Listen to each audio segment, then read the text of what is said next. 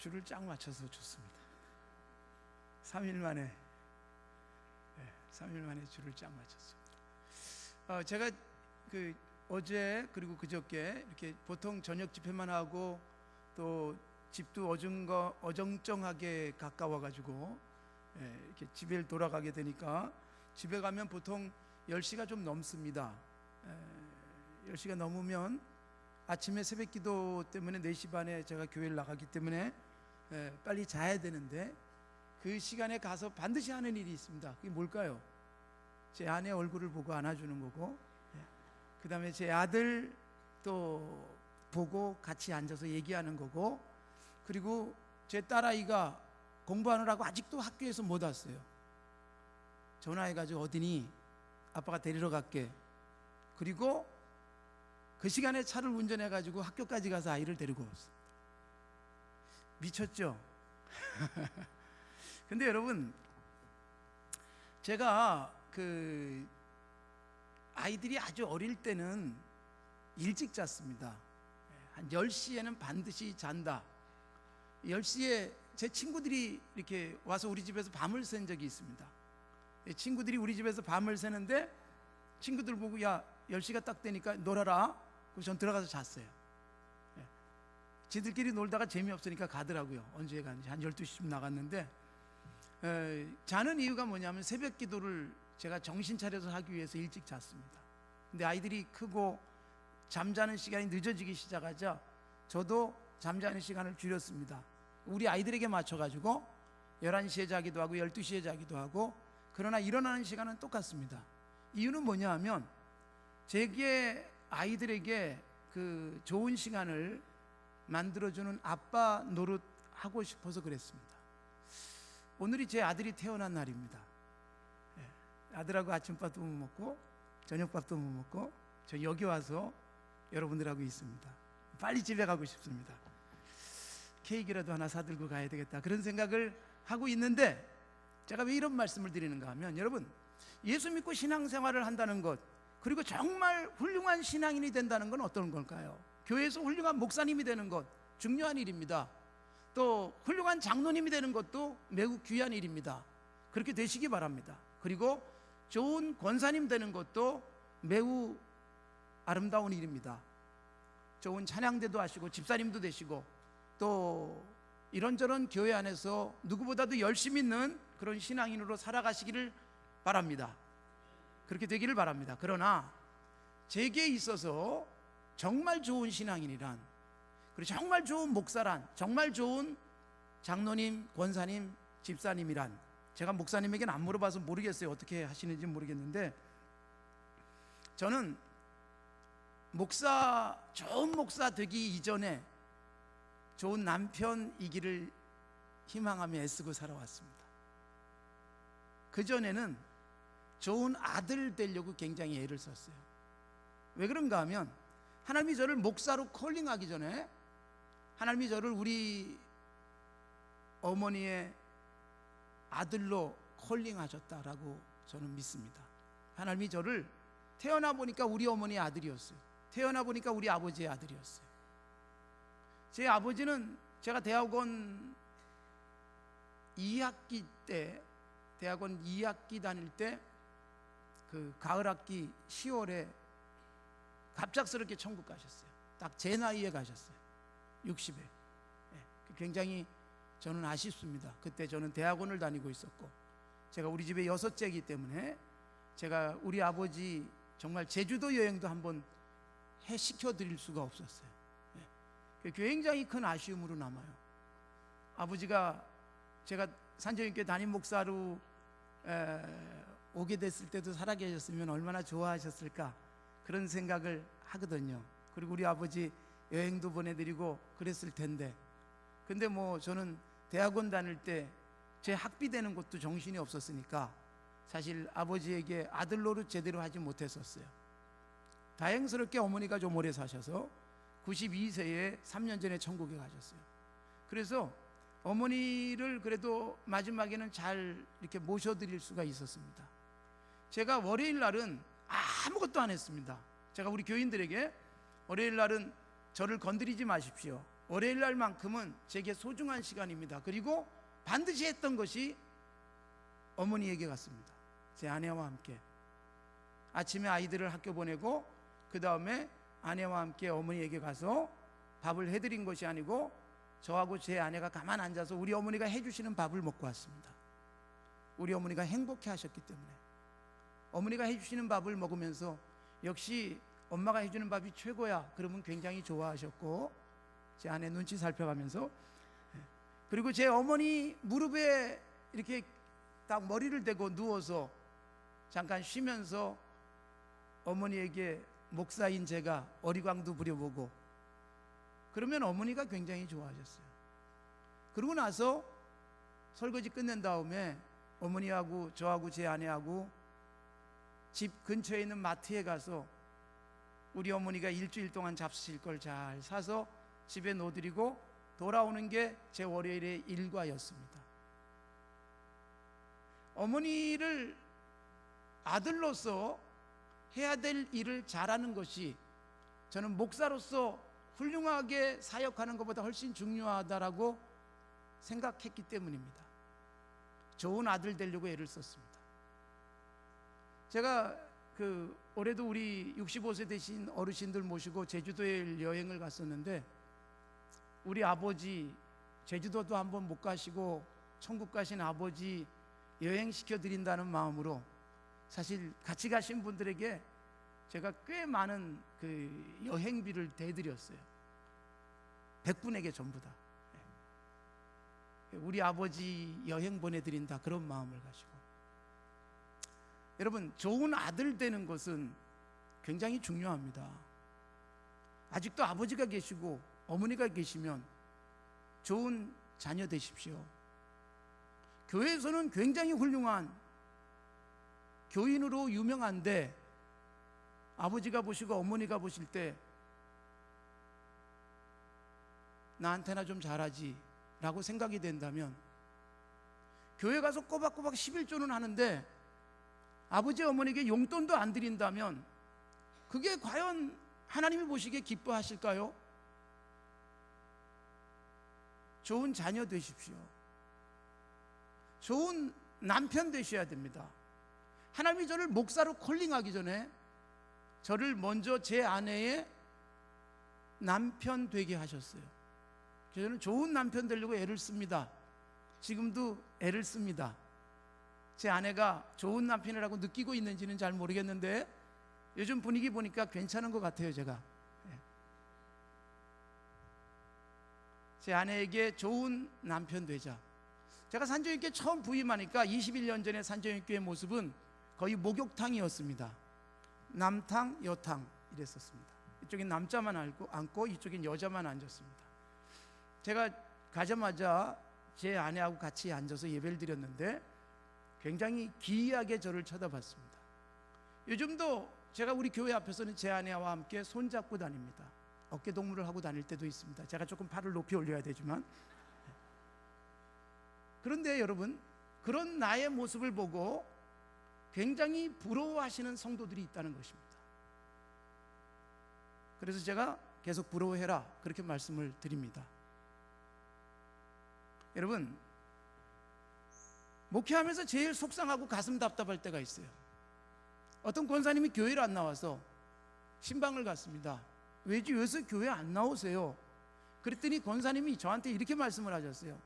목사님, 죄송하지만 제 남편 다니는 교회 다니고 싶지 않습니다. 교회를 한 해 두 해 나온 게 아니잖아요. 권사님인데, 남편은 안수 집사인데. 제가 교회 산정육교에 부임해가지고 한 10년쯤 됐을 때 일이에요. 우리 남편 다니는 교회 다니고 싶지 않습니다.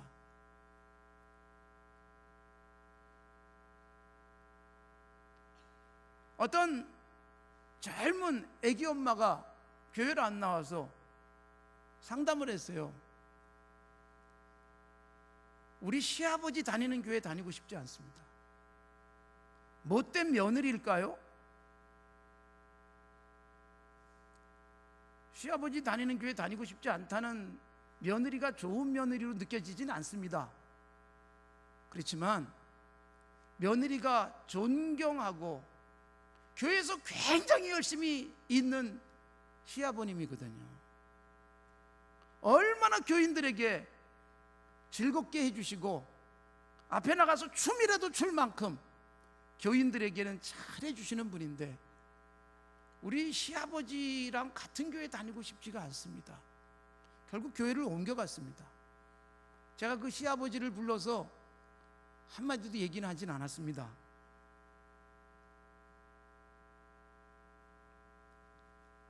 하나님께서 저를 목사로 콜링하기 전에 제 아이들의 아빠로도 콜링을 해주셨습니다. 좋은 아빠 되기 위해서 애를 씁니다. 그래서 밤 늦었지만 아이들하고 하루 종일 나갔다 온 제가 아이들하고 조금이라도 같이 있고 싶어서 그렇게 시간을 갖습니다. 제 딸아이하고 단둘이서 여행을 간 적이 있습니다. 중학교 1학년 때. 더 크면 아빠랑 단둘이 가기 어려울 것 같아가지고 딸만 데리고 비행기를 타고 제주도를 갔습니다. 그리고 제주시에 있는 좋은 호텔, 칼호텔에서 둘이서 같이 잠을 잤습니다. 그날 밤에 저녁에 호텔 스카이라운지에서 아주 고급스러운 식탁에 앉아서 나이프 쓰는 법, 포크 쓰는 법 가르쳐주고 그리고 최고의 분위기 속에서 밥을 잘 사주고 그리고 호텔방에서 둘이 좋은 호텔은 베개가 많잖아요. 베개 가지고 둘이서 막 같이 두들기면서 베개 싸움을 했습니다. 아침에 일어나서 바닷가를 거닐고 점심에 칼치조림집에 가가지고 칼치에 가시를 싹 발라서 살만 입에 쏙쏙 넣어주면서 약을 넣으세요?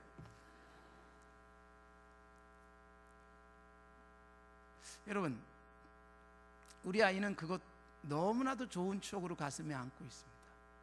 지금도 제가 예배당에서는 20살이 훌쩍 넘어버린 딸이지만 교인들이 있건 없건 딸아이도 제게 와서 안기고 저도 우리 딸을 안아줍니다. 아들과 함께 엄마가 여행을 갔다 오라고 제가 보냈어요. 아들이 엄마랑 단둘이 여행 가는 거 쉽지 않지 않겠냐고 제가 갔다 와서 보냈어요. 얼마나 엄마가 좋아했는지. 그리고 아들이 엄마랑 훨씬 더 가까워졌습니다. 우리 딸아이하고 또 여행 가자. 얼마나 좋아하는지 몰라요. 이번 여름에도 딸과 단둘이 여행을 했습니다. 운전면허를 따고 한 번도 멀리 운전을 해보지 못한 딸을 위해서 그날 나이가 안 되니까 제 차에 보험이 안 돼요. 그날 특별 보험을 들어가지고 그리고 아이를 설악산까지 운전을 시켰습니다. 설악산까지 운전하고 갔어요. 가서 산에서 그리고 바닷가에서 그리고 즐겁게 지내고 그리고 오면서 춘천에 들려서 밤에 아주 분위기 좋은 카페에서 차 마시고 빵 먹고 그러면서 추억 쌓기를 했어요. 여러분, 그런 것들을 통해서 아이는 저하고 얼마나 가까워지고 제게 할 수 있는 모든 얘기를 다 합니다.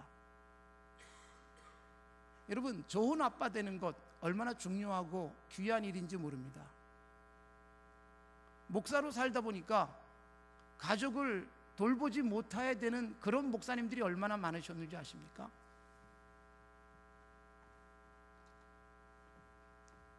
저를 처음으로 전도사로 세워주셨던 제게는 아버지 같은 목사님이 계셨습니다. 제가 중학교 3학년 때 세례를 받았는데 그 목사님이 제게 세례를 주셨어요. 그리고 그분이 저를 첫 전도사로 사역을 하게 하시고 처음으로 강단에서 설교하게 해주셨던 분이에요. 제가 목사 안수를 받을 때 제 머리에 손을 얹고 안수를 해주셨던 첫날 말씀드렸던 그 목사님이세요. 그 목사님이 제게 입버릇처럼 하셨던 말씀이 있습니다. 나는 5명의 아이를 낳았지만 한 번도 안아준 적이 없다는 거였습니다. 밖에 나가서 누가 자녀가 몇이에요? 라고 물어보면 4시예요. 그리고 집에 들어와서 밤에 아이들이 쫙 누워서 자는데 그 목사님 표현대로 하면 평안도뿐인데 대갈박을 세워보니까 4개가 아니고 5개더라. 그러니까 여러분, 목사님이 밖에 나가서 자녀가 몇이에요? 그런데 넷 그랬고 집에 와서 세보니까 5이더라는 거예요. 그 시대의 목사님들이 그렇게 사셨어요. 그것 때문에 교회가 부흥하고 한국교회에 헌신적 사역을 하셨던 분들 때문에 이만큼 교회가 든든히 서온 것은 분명히 사실입니다. 그것밖에 모르고 헌신하셨던 그분들을 저는 존경합니다. 그러나 이제는 세상이 달라졌잖아요. 이제는 하나님께서 우리들에게 목사로 살아가면서 목사 이전에 하나님이 내게 주셨던 남편, 아들, 그리고 아버지로 어떻게 정말 존경받으며 살아가는가 중요한 부분들이에요. 여러분, 교회에서 훌륭한 신앙인으로 살아가는 것 귀한 일이지만 가정에서 가장 존중받는 여러분들이 되시기 바랍니다. 부모님에게 최고의 아들 되시고 최고의 딸 되시고 시아버지 시어머니에게 최고의 며느리 되시고 장인 장모에게 최고의 사위 되시고 그리고 여러분의 남편에게 최고의 아내 되시고 여러분의 아내에게 최고의 남편 되십시오. 여러분의 자녀들이 나는 우리 아버지 다니는 교회 평생 다닐 거야, 나는 우리 어머니가 섬겼던 이 교회에서 나도 죽도록 충성하고 싶어, 그렇게 신앙의 대를 이어야 되지 않겠습니까? 가장 가까운 사람에게 우리는 가장 많은 상처를 주고 삽니다. 동네 사람에게, 동네 아저씨에게, 동네 아줌마에게 상처를 받지는 않는데 아버지에게 상처받고 어머니에게 상처받고 아내에게 상처받고 남편에게 상처받고 상처 주면서 살아가는 불행한 가정들이 얼마나 많습니까? 사랑하는 성도 여러분, 가정 속에서 가장 건전한 가장도 되시고 자녀도 되시고 그리고 가족 구성원으로 살아가십시오. 그래야 하나님이 가정 속에서의 행복, 그런 행복과 기쁨을 누리는 사람들을 통해서 교회가 건전하게 성장해 가게 하시는 겁니다. 가정에서 기쁘고 즐겁고 사랑받고 사랑 주는 기쁨 속에 살아가는 분이 교회 와서도 원만한 가족, 그 원만한 성도들과의 가족 관계를 이룹니다. 목사님과 아주 편안한 관계로 살아갑니다. 집사님과 불편한 관계를 만들지 않습니다. 내가 충분히 사랑받고 있기 때문에, 누군가에게 상처를 받지 않기 때문에 교회 안에서도 그렇게 살아가는 것입니다. 그래서 여러분, 가정을 건강하게 세워가십시오. 사탄이 말세에 흔드는 최고의 공격 목표가 가정입니다. 우리나라 사람들의 가정 얼마나 병들고 있습니까? 얼마나 많은 예수 믿는 사람을 포함해서 우울증에 시달립니까? 여러분, 건강보험공단에 의하면 우리나라에서 가장 많이 처방되는 약이 우울증 치료제라는 겁니다. 그만큼 많은 분들이 정신적으로 시달리고 고통과 아픔과 그리고 마음속에 상처를 안고 살아가고, 가정을 이루면 세 가정 중에 한 가정은 깨져버리고 맙니다. 우리나라의 자살률이 얼마나 높습니까? 여러분, OECD 국가 중에서 1위 우리나라입니다. OECD 평균이 12명 정도밖에 되지 않지만 우리나라는 29명이 넘습니다. 1000명당의 숫자를 의미하는 겁니다. 아시아에서 3위, 아시아에서 1위, 역시 전 세계적으로 3위입니다. 너무 불행한 겁니다. 너무 외로운 겁니다. 남편이 있는데 아내가 외로워요. 아내가 있는데 남편이 외로워요. 혼자예요. 불행하지 않아요? 부모님이 계신데 부모님들하고 친구처럼 대화하는 그런 자녀들이 얼마나 됩니까? 여러분의 청소년 자녀들이 아버지랑 어머니랑 얼마나 많은 시간을 갖고 있습니까? 교회 와서 일하는 시간 때문에 자녀들을 돌볼 수 없는 시간, 그래서 그것이 가족을 건강하게 세워가는 데 방해된다면 과감하게 교회 오는 시간을 차라리 줄이십시오. 목사님이 깜짝 놀랄지 모르겠습니다만 제가 우리 성도들에게 이렇게 말합니다. 남편과 시간을 갖는데 어려움이 생긴다면 교회 오는 시간을 줄이십시오. 그리고 남편과 시간을 가지십시오. 여러분, 건강한 가족관계 잘 이루면, 가정이 행복하면요, 교회 생활도 행복하게 하실 수 있습니다. 신앙이 다른 배우자가 있을 수 있어요. 교회 안 다니는 남편, 교회 안 다니는 아내가 있어요. 우리 교회도 남편만 나오고 그 아내는 교회를 안 다니시는 분도 계세요. 좀 기이한 현상이긴 하지만, 그런데 여러분, 그런 분들에게는 어떻게 해야 돼요? 더 잘해야죠. 교회 다니는 아내가, 교회 다니는 남편이 정말 교회 안 다니는 배우자에게 누구보다도 따뜻하고 사랑을 충분히 주고 있다고 느끼면, 그래도 이분이 섬기는 하나님이 괜찮은 분 같다라는 생각하지 않겠습니까?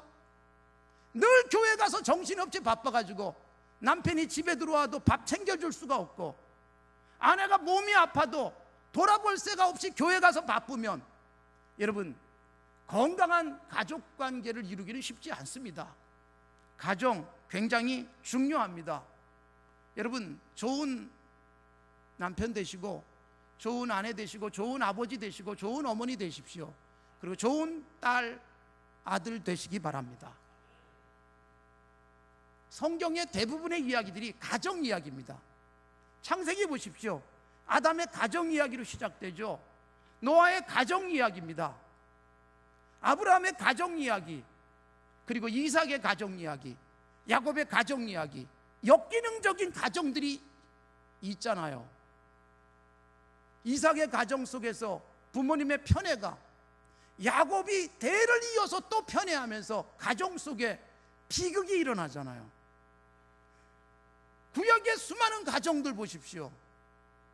다윗 가정 이야기 보십시오. 불행하기 짝이 없습니다. 최고의 성경에서 브랜드 가치를 가진 인물이지만 너무나도 안타까운 가정의 이야기들, 자녀들 간의 살육, 심지어 강간, 아버지를 반역하는 일들까지.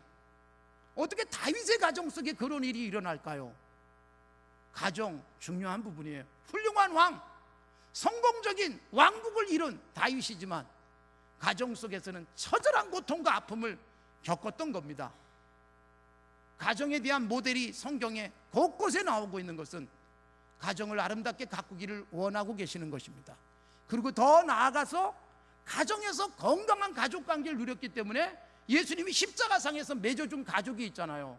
예수님 안에서 내 어머니라, 여자의 보소서 아들입니다. 마리아와 요한을 어머니와 아들로 연결시켜 주죠. 마리아에게 아들들이 충분하게 넷이나 있었습니다. 그럼에도 불구하고 요한이라는 아들을 또 붙여주잖아요. 눈물을 흘리고 있는 마리아에게, 요한에게 아주 아들을 사랑하는 어머니가 계셨지만 내 어머니다 마리아를 또 연결시켜 주시잖아요. 그래서 여러분, 건강한 가정을 이루면 가정의 폭이 넓어져요. 가족이 더욱더 넓어져요. 그래서 교회에 오면 다 가족같이 따뜻하고 아름다운 모습으로 신앙생활 하는 거예요. 가정 속에 상처가 많기 때문에 교회 와서도 그 상처가 다른 사람들에게 표현되는 겁니다.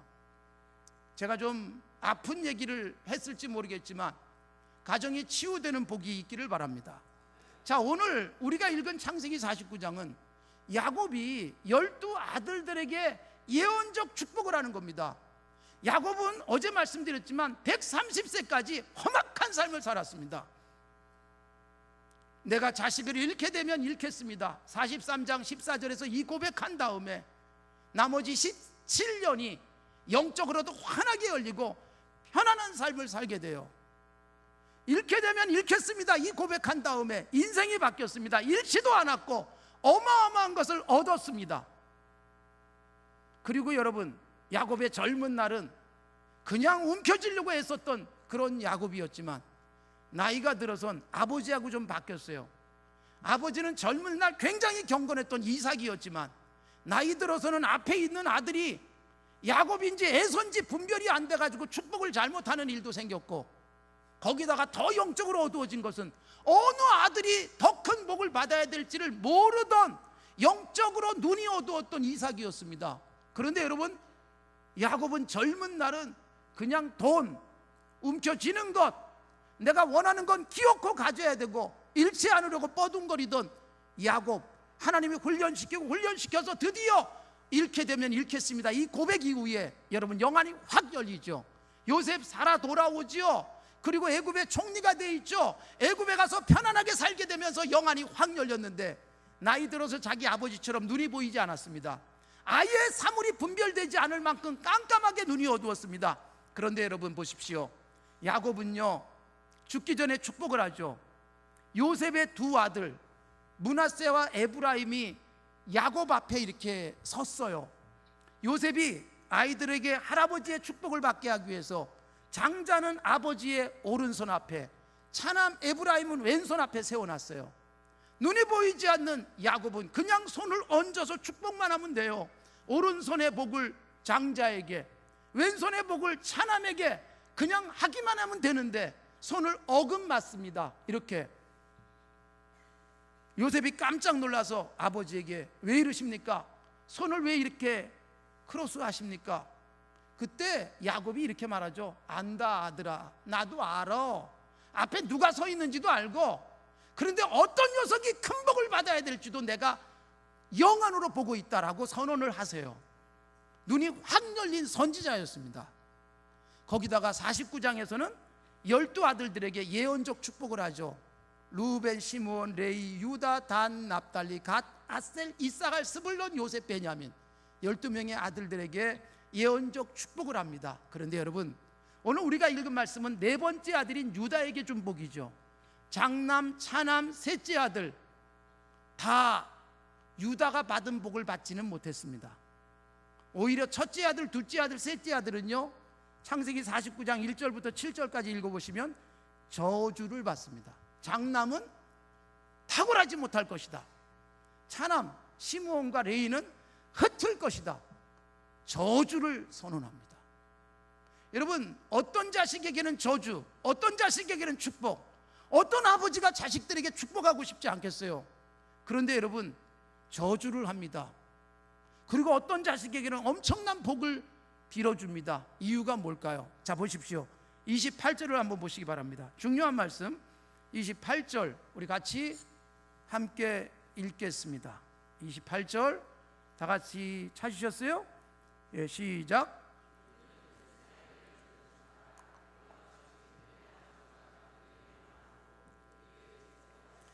곧 그들 각 사람의, 자, 각 사람의 무엇대로? 분량대로. 여러분, 르우븐에게는 르우븐의 분량만큼 복을 빌어준 거예요. 유다에게는 유다의 분량만큼, 요셉에게는 요셉의 분량만큼 축복을 해준 겁니다. 결국 아들들이 아버지에게 받을 만큼만 받은 거예요. 장남이니까 무조건 복을 주신 게 아닙니다. 막내라서 귀여워서 그냥 복을 주신 게 아닙니다. 여러분, 각각의 분량만큼, 르우벤이 준비한 그릇만큼 복을 줬고 유다가 준비한 그릇만큼 복을 줬다는 겁니다. 여러분, 선지자적 안목을 가진 야곱이라는 아버지가 12아들, 이들이 12지파를 형성했는데 이들의 앞날을 예언하면서 어떤 자식에겐 매우 큰 복, 어떤 자식에겐 영광스러운 복, 어떤 자식에게는 2배의 복, 어떤 자식에게는 저주. 이유는 뭐냐? 내가 복 받을 만큼만 받는 거예요. 사랑하는 성도 여러분, 내 분량 외에는 복 받을 수 없습니다. 그래서 우리는 내 복의 분량을 키우셔야 합니다. 저도 자식을 키우면서 여러분 정말 축복이 나갈 때가 있습니다. 2밖에 안 되는 자녀를 저는 키우고 있습니다만, 여러분 그래도 놀라운 건요, 끊임없이 속속이다가도 어느 날 한 개만 잘해도요 굉장히 기뻐요. 전에 잘못했던 게 싹 잊어지고 그거 하나로 막 축복하고 싶은 경우가 있습니다.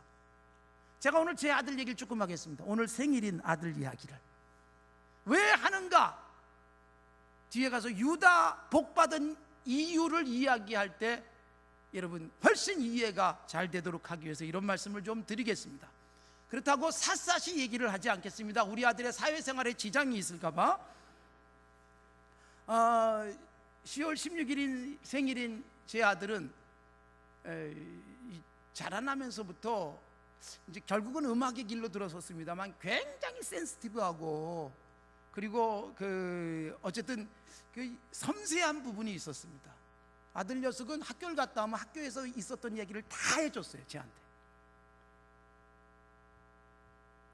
레슨을 받으러 다닐 때는 레슨 받고 올 때 교대역에서 차를 태워서 제가 집에 데리고 왔어요. 차 타고 오는 10분 정도 동안에 1시간 동안 레슨 받은 얘기를 거의 다 해줬어요.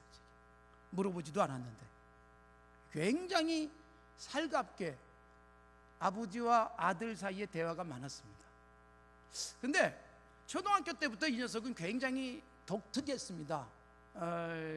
사실 굉장히 독특했다는 말의 의미는 굉장히 힘들게 했습니다. 지 엄마가 학교도 여러 번 불려갔습니다. 저도 가서 선생님하고 앉아서 이야기를 해야 될 때도 있었습니다. 그런 자세한 얘기를 제가 하면은 우리 아이들의 앞길이 막힐까봐 다 하지 않겠습니다만, 여러분 초등학교 5학년 때는 그런 일이 있었어요. 제가 금요일 날 제 방에 앉아서 말씀 준비를 하고 있는데 바로 옆에 집이 있어요. 교회 바로 옆에. 인터폰이 왔어요. 아빠하고 저 상담할 게 있는데 그러더라고요. 그래서 와라 아빠 방으로 그랬더니 아들이 쪼르륵 쫓아왔어요. 초등학교 5학년인데 이 녀석은 그때도 머리를 굉장히 길고 이렇게 퍼머를 하고 다녔습니다. 긴 머리에 퍼머를 한 아들 녀석이 제 방에 딱 들어왔어요. 그랬더니 무슨 얘기냐 해봐라 그랬더니 한참을 망설이다가 제게 이렇게 말했습니다. 아빠 나 머리에 염색 좀 하면 안 될까요? 그러더라고요. 근데 여러분 우리 교회가 서울의 강남 한복판에 있어도 그때까지만 해도 염색을 하고 다니는 아이들이 한 명도 없었습니다. 중고등학생은 물론이거니와 딱 한 명이 염색을 한 친구가 있었는데 청년이었습니다. 이게 찬양팀 중에 한 남자였는데 머리를 길게 따고 다녔던 남자 청년. 그런데 머리를 길게 하고 노랗게 머리 물을 들인 친구가 늘 베이스를 치고 있었어요. 장로님들이 맨날 저한테 뭐라고 컴플레인을 했어요. 그래서 제가 그때 그 장로님들에게 그렇게 얘기했어요. 장로님 그래도 저 친구가 밖으로 안 나가고 교회 와서 이거 치고 있으니까 얼마나 좋습니까? 찬양하고 있으니까 이쁘게 봐주세요. 그렇지만 저 속으로는 이쁘게 안 보였습니다. 저 미친 이렇게 생각을 했어요. 근데 여러분 5학년짜리인 제 아들이 염색을 하겠다 그래서 제가 1시간을 앉아서 얘기했어요. 염색을 하지 않는 게 좋겠다라는 취지의 설교를 했는데 은혜를 전혀 받지 않았습니다. 아멘도 안 했고 결국은 누가 아멘을 했는가 하면 아들에게 제가 아멘을 했습니다. 그래 염색해라 그랬습니다. 드디어 토요일 날 아들 녀석이 염색을 하고 나타났습니다. 긴 퍼머머리 염색까지 하고 휘날리는 머리카락을 하고서 제게 나타났어요. 저는요 내일이 기대가 됐어요. 내일이 무슨 날이에요? 주일이잖아요. 야 우리 교인들은 어떻게 반응할까? 드디어 주일날 우리 아들 녀석이 머리를 노랗게 염색하고 온 교회를 휘젓고 다녔습니다. 자랑스럽게. 아무도 말 안 하더군요. 제게는.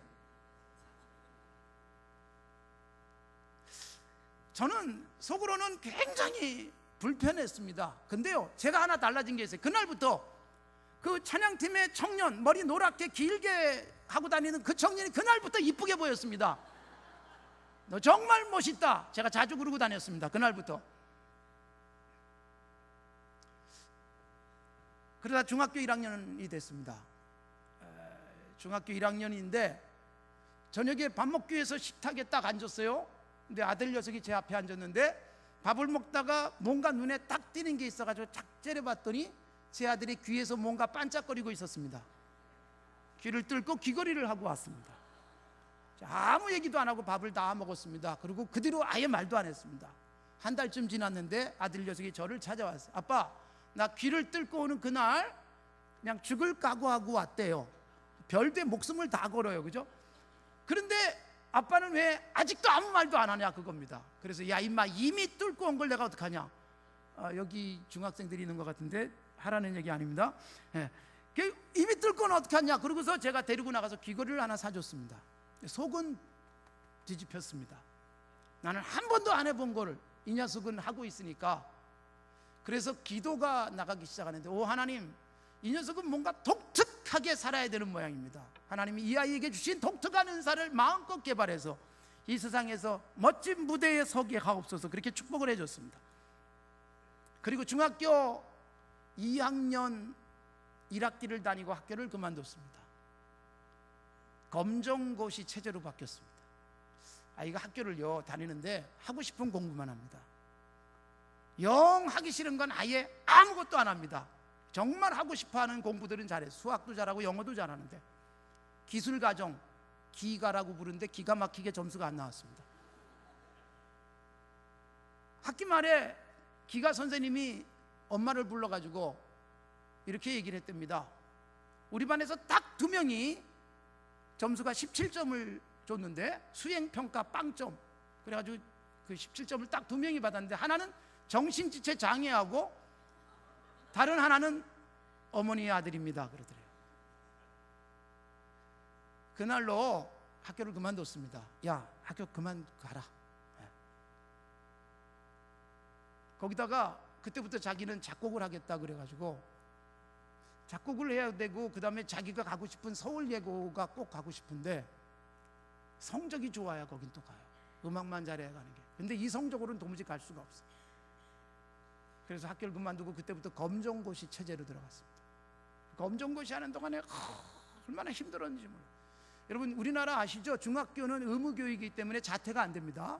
그래서 검정고시를 쳐서 고등학교를 가고 싶으면 중학교는 자퇴가 안 되기 때문에 방법이 하나 있습니다. 결석 일수를 채우면, 좀 이상하죠? 출석 일수를 채우는 게 아니라 결석 일수를 채워야 검정고시를 볼 자격이 주어집니다. 그래서 정확하게 날짜 계산을 했습니다. 언제부터 결석하면 그 다음 3학년 나이인 그때 4월에 그 검정고시를 볼 수 있는가 계산을 하니까 2학년 1학기만 다니고 그 다음에 학교를 안 다녀야 돼서 그때부터 학교를 안 다니고 검정고시 준비를 했습니다. 그리고 4월 달에 그 3과목, 그 다음에 8월 달에 3과목 나눠서 보니까 뭐 점수는 아주 좋게 받을 수 있습니다. 거의 100점 이렇게 받을 수가 있어요. 그러고 싶은 분 하시라고 알려드리는 겁니다. 근데요, 그러면서 작곡 공부를 하면서 드디어 그렇게 꿈꾸던 서울예고의 학교를 얼마나 행복한지. 근데 딱 2달만 행복했습니다. 그 다음부터는 뭐 또 공부에 지치고 바쁘고, 그가 가고 싶은 학교는 또 이 수능도 또 잘 봐야지 될 수 있는 학교를 또 가야만 했습니다. 작곡을 하는데 그 학교는 그 수능 등급이 되지 않으면 아예 원서 접수가 안 되는 거예요. 열심히 공부도 해야 되고 수능도 4과목 다 등급을 맞춰야 되는 거, 얼마나 힘들게 공부했겠어요. 그런데 여러분, 그런 와중에서도 참 이 생각 저 생각이 많은 모양입니다. 고등학교 1학년 드디어 가가지고 얼마 되지 않았는데 이번에도 저한테 상담을 하러 왔습니다. 아빠, 상담할 게 있어. 그래서 야, 이 자식아, 나는 네가 상담한다 그러면 겁난다. 무슨 얘기냐 그랬더니 한참을 뜸들이다가 이번엔 더 오래 뜸들이더니 이렇게 제게 말했습니다. 아빠, 나 다른 교회 다니면 안 될까요? 라고 저한테 물어봤습니다. 여러분, 그 순간 저는 멘붕에 빠졌습니다. 뭔 소리지? 뭐라 그랬지? 그런데 제가 오래 걸리지 않았습니다. 한 3, 4초 멍하고 있다가 바로 이렇게 말했습니다. 그래? 가라. 그랬어요. 그런데 가는 이유나 좀 알고 갔으면 좋겠다. 그랬더니 아빠, 나 말이에요, 아빠가 목사님인 걸 모르는 교회 좀 다녀봤으면 좋겠어요. 그러더라고요. 제가 그 순간 가슴이 찡했어요. 저는 목사 아들이 아니잖아요. 이 자식이 뭐 목사 아들 되겠다고 태어난 게 아니잖아요. 태어나 보니까 목사님 아들이에요. 그러니까 여러분, 나름대로 나는 야, 넌 참 좋겠다, 목사님 아들로. 우리 아들은 제가 아이를 늦게 낳았기 때문에 제가 산정교회 담임 목사를 딱 왔을 때 걔는 3돌 지나고 왔어요. 둘째는 첫 돌 지나고 왔으니까 산정교회랑 같이 큰 거예요. 그런데 목사님 아들로, 담임 목사님 아들로 아주 철없을 때, 아기 때는 뭐 행복하게 살았겠죠. 그런데 초등학교 가고 그러면서부터 부담이 되기 시작. 인사할 사람은 왜 이렇게 많은지, 교회 가면 다 착해야 되고 막 이런 스트레스 부담이 컸던 거예요. 고등학생이 되니까 아빠, 나 다른 교회 좀 다녔으면 좋겠습니다. 그 얘기를 딱 하는 그 순간 제 마음이 찡 했어요. 그래서 그래, 가라. 그러면 교회는 어떻게 할래? 내가 골라줄까? 아니면 네가 알아서 갈래? 그랬더니 아빠, 그건 제가 알아서 할게요. 그렇게 얘기하더니 아직도 안 가요. 계속 다닐려나 봐요. 여러분, 놀랍게요, 제가 그 순간 야, 이 자식아, 무슨 소리야, 목사들이 다른 교회 다니면 나는 어떡하라고. 근데 그때가, 그 시즌이 무슨 때였는가 하면 제가 교회 앞에다가 현수막을 크게 걸었습니다. 뭐라고 걸었냐? 우리 자녀 우리 교회 보내기 운동. 그러니까 우리 성도들 중에 자녀들은 다른 교회 다니는 아이들이 있잖아요. 집이 머니까 동네 교회 보내고 뭐 이런. 그런데 다 데리고 나옵시다. 대를 이어서 신앙생활 합시다. 캠페인을 벌이고 있는데 아들 녀석은 다른 교회 가겠다, 목사 아들이. 그런데 여러분, 그 순간 그것도 제가 잘 알아요. 그런데 제가 그래 가라 그렇게 얘기하는 순간 아들이 치유가 된 거예요. 다른 사람은 다 몰라줘도 우리 아빠가 목사 아들로 살고 있는 나의 고충을 이해하는구나, 이렇게 훌륭한 목사님이 목회하는 교회는 다니고 싶다, 뭐 이런 생각이 든 모양이에요. 그 순간 싹 치유되고, 그리고 열심히 고3 때도요, 고3 때도 저기 앉아서 키보드 치고, 드러머가 안 나오면 드럼도 치고, 그러면서 수능 시험 바로 전 금요일 날 나와서 반주를 하고 있더라고요. 이 자식이 미쳤나 그랬어요. 제가 아빠 모드로 확 바뀌면서 다행스럽게 수능 점수도요, 기가 막히게 한 개만 더 틀렸으면 그 등급이 안 돼가지고 지원을 못할 점수만큼 딱 받았어요. 아주 경제적으로 공부를 했습니다. 아깝지 않게. 사실 그 등급 이상이 되면 더 이상 성적을 보지도 않는 학교입니다. 그냥 그 등급만 되면 그 다음에는 실기 뽑는 거예요. 실기 잘해요. 그래도 아주 잘했습니다. 그래가지고 그래도 우리나라에서 그래도 사람들이 제일 좋은 학교라는 학교를 딱 들어갔어요. 얼마나 감사해요. 작곡과에 들어갔어요. 여러분, 그동안 참 제가 다 얘기하지 못했던 사춘기의 그 정말 질풍노도의 시기, 여러분 이게 저는 그게 뭔지 모르고 컸는데 정말 이렇게 크는 애도 있구나 그럴 정도로 정말 힘들었는데, 학교를 딱 가는 그 순간 제 마음에는 참 기쁨이 그때 있었어요. 근데 여러분, 제가 정말 축복을 해주고 싶었던 일이 있어요. 그게 뭐냐, 드디어 입학식이 가까웠습니다. 여러분, 입학식 전에 신입생 OT가 벌써 있더라고요. 근데 신입생 OT를 가기 전에 제게 와서 아들이 이렇게 얘기했어요. 아빠, OT 가면 엄청나게 술 마시고 막 난리를 친다는데 아빠 나는 어떻게 할까요? 라고 물어보더라고요. 그래서 제가 뭐라 그랬을까요? 야, 이 녀석아 네가 알아서 해라 그랬어요. 목사가 먹으라 그럴 수도 없고 먹지 말라고 그러고 또 말리면 또 이것도 안 될 것 같아서 네 마음대로 해라. 그리고 저는 아이가 돌아오는 시간이 기대가 됐습니다. 근데 아이가 드디어 문을 열고 밤늦게 들어오는데 말짱한 맨정신으로 들어와 줬습니다. 제가 참 감사했어요. 그 다음에 입학식을 하고 드디어 또 OT, 이번에는 지도교수하고 그 작곡과 그 선생님의 제자들이 대학원생부터 1학년까지 다 모이는 술자리에 가서 앉았습니다. 그날도 술을 한 잔도 안 마시고 들어왔는데 제게 이렇게 무용담을 털어놨습니다. 아빠, 내가 어떻게 술을 안 마신 줄 알아요? 어떻게 안 마셨는데, 술을 나는 안 마신다 라고 얘기했더니 선배가 그러면 이보다 더 큰 머그잔 이런 잔에다가 가시오가피, 까나리 액젓 등등 사람은 도무지 마실 수 없는 음료를 만들어가지고 단숨에 마시면 술 안 마시게 해줄게. 근데 우리 아들이요, 냄새 난다고 토마토 주스를 안 마시는 애예요. 이거를 단숨에 꿀꺽꿀꺽 술을 안 마시겠다는 일념으로 마셔버렸다는 거예요. 그 순간 술이 면제. 지도교수님은 모교의 지휘자인데도 잘 마십니다. 그 앞에서 자기는 술 절대로 안 마시고, 나중에 회식만 하면 지도교수님이 대윤이한테는 술 주지 마라, 아예 막아주셔서 술을 안 마시고 군대 가서도 한 잔도 안 마신 채 전역을 했어요. 그런데 여러분, 제게 이렇게 어느 날 얘기했습니다. 아빠, 내가 왜 술을 한 모금도 안 마시는 줄 알아요? 그래서 야, 그래, 그거 궁금하다. 뭐냐? 그랬더니 제게 이렇게 말했습니다. 아빠, 내가 초등학교 때도 그랬고 중고등학교 다니면서 얼마나 아빠를 속속여 드렸습니까? 그래서 아빠, 내가 이 문제에 있어서만큼은 아빠가 자신 있게 설교해도 되도록 술을 안 마십니다. 청년들에게 가서도 어떤 성도들 앞에서도 술 얘기에 있어서는 자신 있게 하십시오. 아, 여러분, 아빠를 굉장히 생각해 줍니다. 엄청나게 축복이 가요. 얼마나 속속였는데 저 자식이 어떻게 내 아들로 태어났지? 저거 나갔다가 오늘 안 들어왔으면 좋겠다 싶은 때도 있었어요. 목사인데 아예 사라졌으면 좋겠다 이런 생각도 정말 들었어요. 이런 설교 들으면 큰일 나지만 우리 아들이.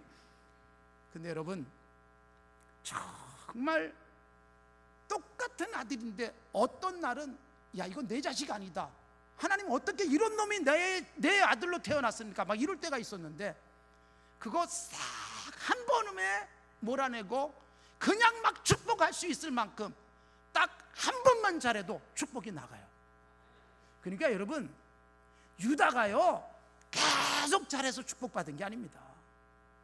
르우벤, 시므온, 레위가 저주를 받았는데 계속 못되게 살아가지고 저주받은 게 아닙니다. 그 이유들을 찾아갈 겁니다. 여러분, 목사가 목회를 해도요, 성도들 중에 정말 저 사람은 잘 됐으면 좋겠다, 정말 당신은 복 받을 거예요, 당신 같은 분이 복 받지 못하면 복 받을 사람이 없어요, 그런 성도가 있어요. 새벽마다 기도하면요 그분은 꼭 빼놓지 않고 기도해야 되는 성도들이 있어요. 목사가 모든 성도들을 위해서 기도하지만 두 가지 타입의 기도를 합니다. 한 분은 내가 생각하면서 기도할 때마다 너무 기뻐요. 그래서 그분을 위해서 마음껏 축복을 해줘요. 또 한 분은 그분을 위해서 기도하긴 하지만 속상하면서 기도하는 성도가 있어요. 그분을 위해서 기도만 하면 가슴이 아파. 그분을 위해서 기도만 하면 가슴이 아프는 정도가 아니라 정말 그냥 눈물로 기도해 줄 수밖에 없어요. 안쓰럽고 불쌍해서 저렇게 살면 안 될 텐데 그런 사람이 있어요. 이미 천국에 가신 아주 훌륭한 장로님이 계십니다. 그분의 따님은 권사님이고 사위는 장로님으로 섬기고 있어요. 현재 우리 교회. 우리 노예라서 제가 자세하게 얘기하기가 힘든데 아는 척하지 마십시오. 근데 그 장로님은 평양에서부터 신앙생활해 오십니다. 평양에서 주기철 목사님을 모셨고 평양에서 조만식 장로님과 함께 신앙생활을 했고, 그리고 한국의 슈바이처라고 불리는 장기르 장로님이 같이 신앙생활 하셨고, 장기르 장로님이 사모님도 5명의 자녀도 북한에 두고 두 번째 아들만 데리고 월남하셔가지고 평생 천국 가실 때까지 1995년 12월 25일 날 천국 가셨는데 그때까지 혼자 사셨습니다. 정말 불쌍한 환자들을 위해서 부산에 피난 가서 복음병원을 세우시고 서울에 계시면서 성모병원, 백병원 등에서 사역하시면서 정말 한국의 최고의 외과 의사였던 한국의 슈바이처라고 불리는 장기려 장로님이 혼자 오셔서 식사하는 것도 굉장히 힘들게 사셨지만 이 장로님이 그분 참 잘 섬겨드렸어요. 그분의 며느님이 지금은 이제 남아 계신데 지지난주에도 그분하고 같이 식사하면서 옛날 장기려 장로님 얘기도 하고 또 자기 남편 이야기도 하고 장기려 장로님의 둘째 아드님 이야기도 하고 그랬습니다만 정말 그렇게 섬기셨던 장로님이세요. 근데 그분은 평양에서도 굉장히 부자였어요.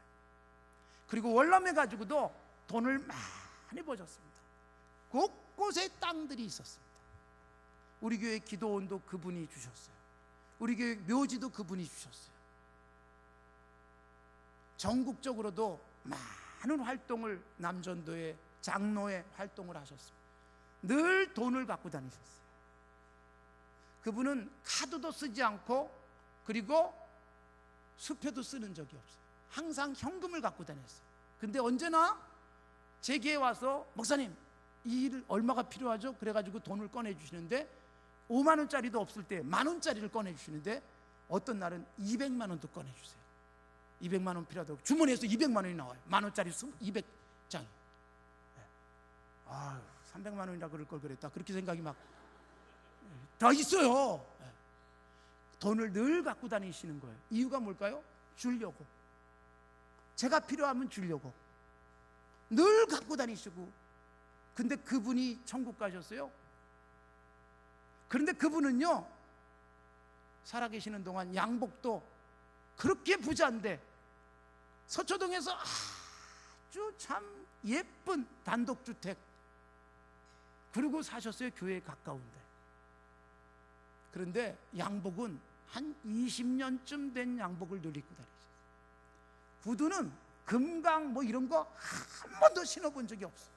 청계천에서 2만 원짜리 구두를 사서 신으셨어요. 집에 늘 음료수를 사다 놓고 손님들이 오면 대접을 하셨어요. 복숭아, 통조림, 또 콜라, 사이다부터 시작해서 음료수 캔들이 집에 이렇게 쌓여 있는데 반드시 청량리에 도매상에 가서 사다가 사놓고 사셨고, 그리고 끊임없이 대접해 주셨고, 그분이 저 공릉동에 사실 때는 집에 정원이 얼마나 넓었는지 몰라요. 수영장도 있었어요. 마당에 잔디밭이 쫙 깔려 있는데 찬양대원들 다 데려가서 바베큐 파티도 해주시고, 때마다 저를 그냥 집으로 초청하시면, 저도 우리 부모님이 북한에서 오셨기 때문에 이북 음식 얼마나 익숙합니까? 저도 이 녹두전에, 만두에, 불고기에, 그리고 잡채에, 그리고 냉면 정말 좋아하거든요. 여기 오니까 한 번도 안 사주셨는데 냉면을, 저는 그냥 10,000원짜리 냉면이 제일 좋아요. 근데 여러분, 좋은 거 대접해 주시라고 저를 그랬지만 냉면 이런 거, 근데 이분은 그 권사님이랑 냉면을 하면 집에서 진짜 냉면을 하는 거예요. 육수도 기가 막히게 육수를 만드시고, 그것을 위해서 김치 그것도 잘 담그시고 그러신 분이에요. 순대, 이북식 진짜 순대, 그냥 녹두전, 만두, 얼마 교육자들 때때로 대접하시고 돈 주시고, 그러다가 천국 가셨어요. 권사님이 그 일을 또 열심히 하시다가 천국 가셨어요. 따님이 제게 왔어요. 아버지 천국 가고 어머니 천국 가고 나니까 목사님 기도해 주세요. 무슨 기도해 드릴까요? 목사님, 더도 말고 덜도 말고 우리 아버지만큼만 섬길 수 있게 기도해 주세요. 정말 그 따님도 잘 섬겨요. 사위 장로님도 얼마나 정성껏 그냥 탁 달라붙어 있어요. 필요하면 언제든지 돈. 저는 사실 굉장히 대접을 잘 받고 살아요.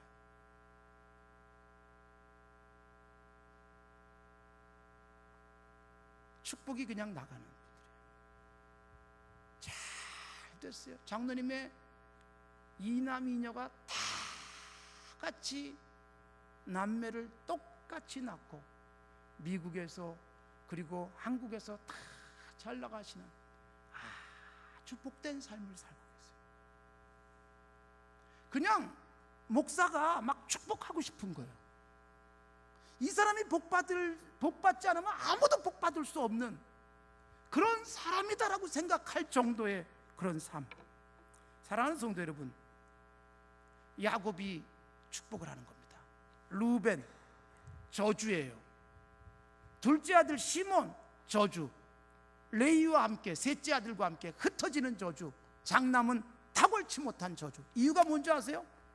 창세기 35장, 34장 등에서 여러분, 이들은요 정말, 장남은 자기 서모 아버지의 여자와 통간해가지고 아버지를 가슴을 아프게 만들었어요. 아버지가 한마디도 안 했지만 마음에 품어뒀다가 그 한 번의 악행 때문에 죽기 전에 탁월치 못할 것이다. 저주예요. 시므온과 레위, 물론 레위는 뒤에 이 흩어지는 저주를 복으로 바꾸는 출애굽기 32장의 헌신이 있었기 때문에 신명기에서 모세에게 엄청난 복을 받으면서 레위 지파는 저주가 축복으로 바뀌는 역사를 뒤에 가서 해냈지만, 그러나 야곱에게 있어서 시므온과 레위, 둘째 아들과 셋째 아들은요 저주예요. 34장에서 거짓말을 통해서 세겜 사람들을 살육하는 일을 해가지고 아버지가 굉장히 근심에 떨어야만 했던 야곱은 그때 일을 기억하면서 그대로 구체적으로 나옵니다. 창세기 49장 읽으면 그때 일을 기억하면서 너희들은 흩어질 것이다. 너희들의 칼, 살육하는 칼을 휘둘렀던 너희들은 흩어질 것이다. 저주했어요. 그런데 유다는 어마어마한 복을 받습니다. 그리고 요셉 역시 엄청난 복을 받습니다. 사랑하는 성도 여러분, 아직도 부모님이 계시면 부모가 막 축복할 만한 삶을 사십시오. 그리고 자녀들을 키우신다면 자녀들을 내가 축복할 정도로 잘 부모 섬기도록 하십시오. 저는 우리 아이들을 어릴 때부터 그렇게 교육을 시켰어요. 제가 아들과 딸을 딱 앉혀놓고 물었습니다.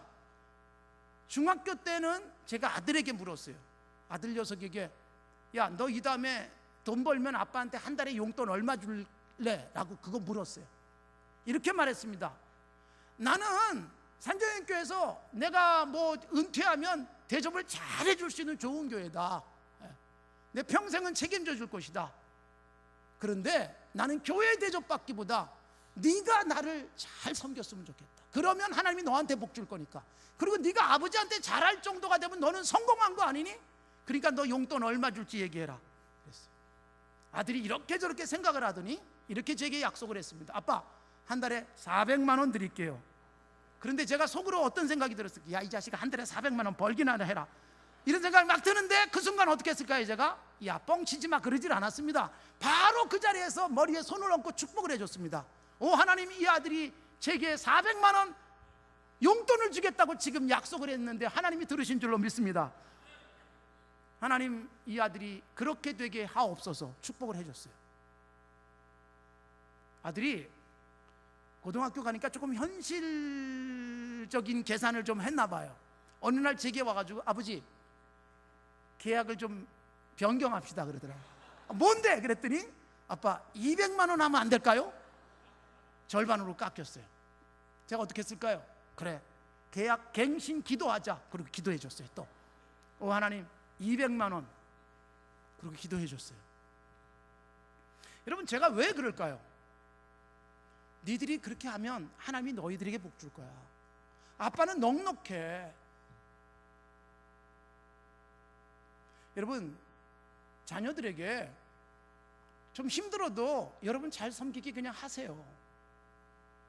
정말 빚을 져서라도 부모에겐 잘할 수 있도록 하십시오.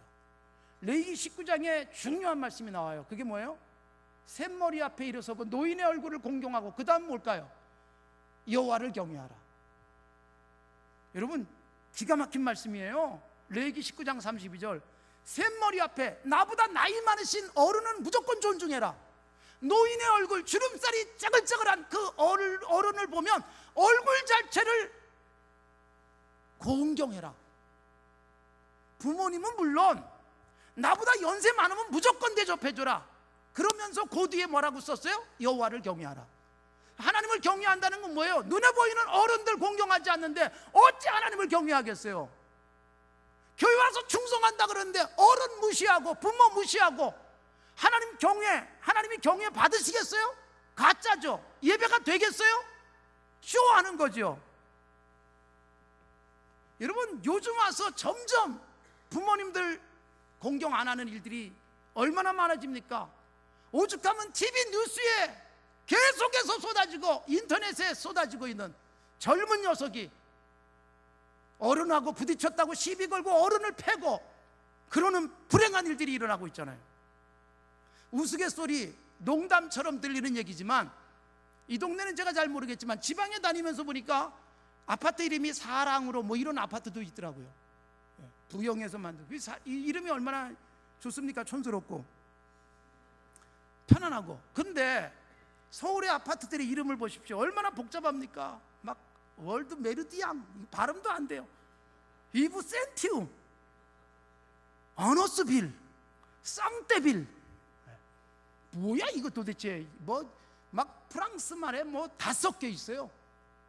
왜 아파트 이름을 이렇게 어렵게 짓냐? 여러분들도 들어보셨겠지만 시골에 계시는 시어머니가 찾아올 수 없도록 하기 위해서 아파트 이름을 어렵게 짓는다 그랬어요. 이게 흘러간 조크입니다. 흘러간 우스갯소리예요. 요즘은 어떻게 바뀌었느냐?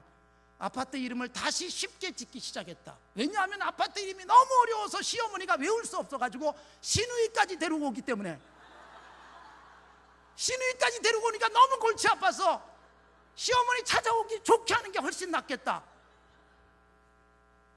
여러분, 실제로 이미 10년도 넘었습니다. 서울의 A동, 강남구의 가장 유명한 옛날에 강남의 대표적인 동네, A 얘기하죠. 압구정동. 제가 거기 살았어요. 제가 3년 동안 압구정동에서 오렌지족들이 모이는 그 동네에서, 정확한 행정지명으로는 신사동 635번지, 그 지역이 바로 오렌지족들이 모이는 로데오 거리입니다. 거기에 3년 동안 제가 거기서 목회를 했어요. 그 동네 사람들을 내가 너무나 잘 압니다. 여러분, 그 동네에 모텔들이 있었습니다.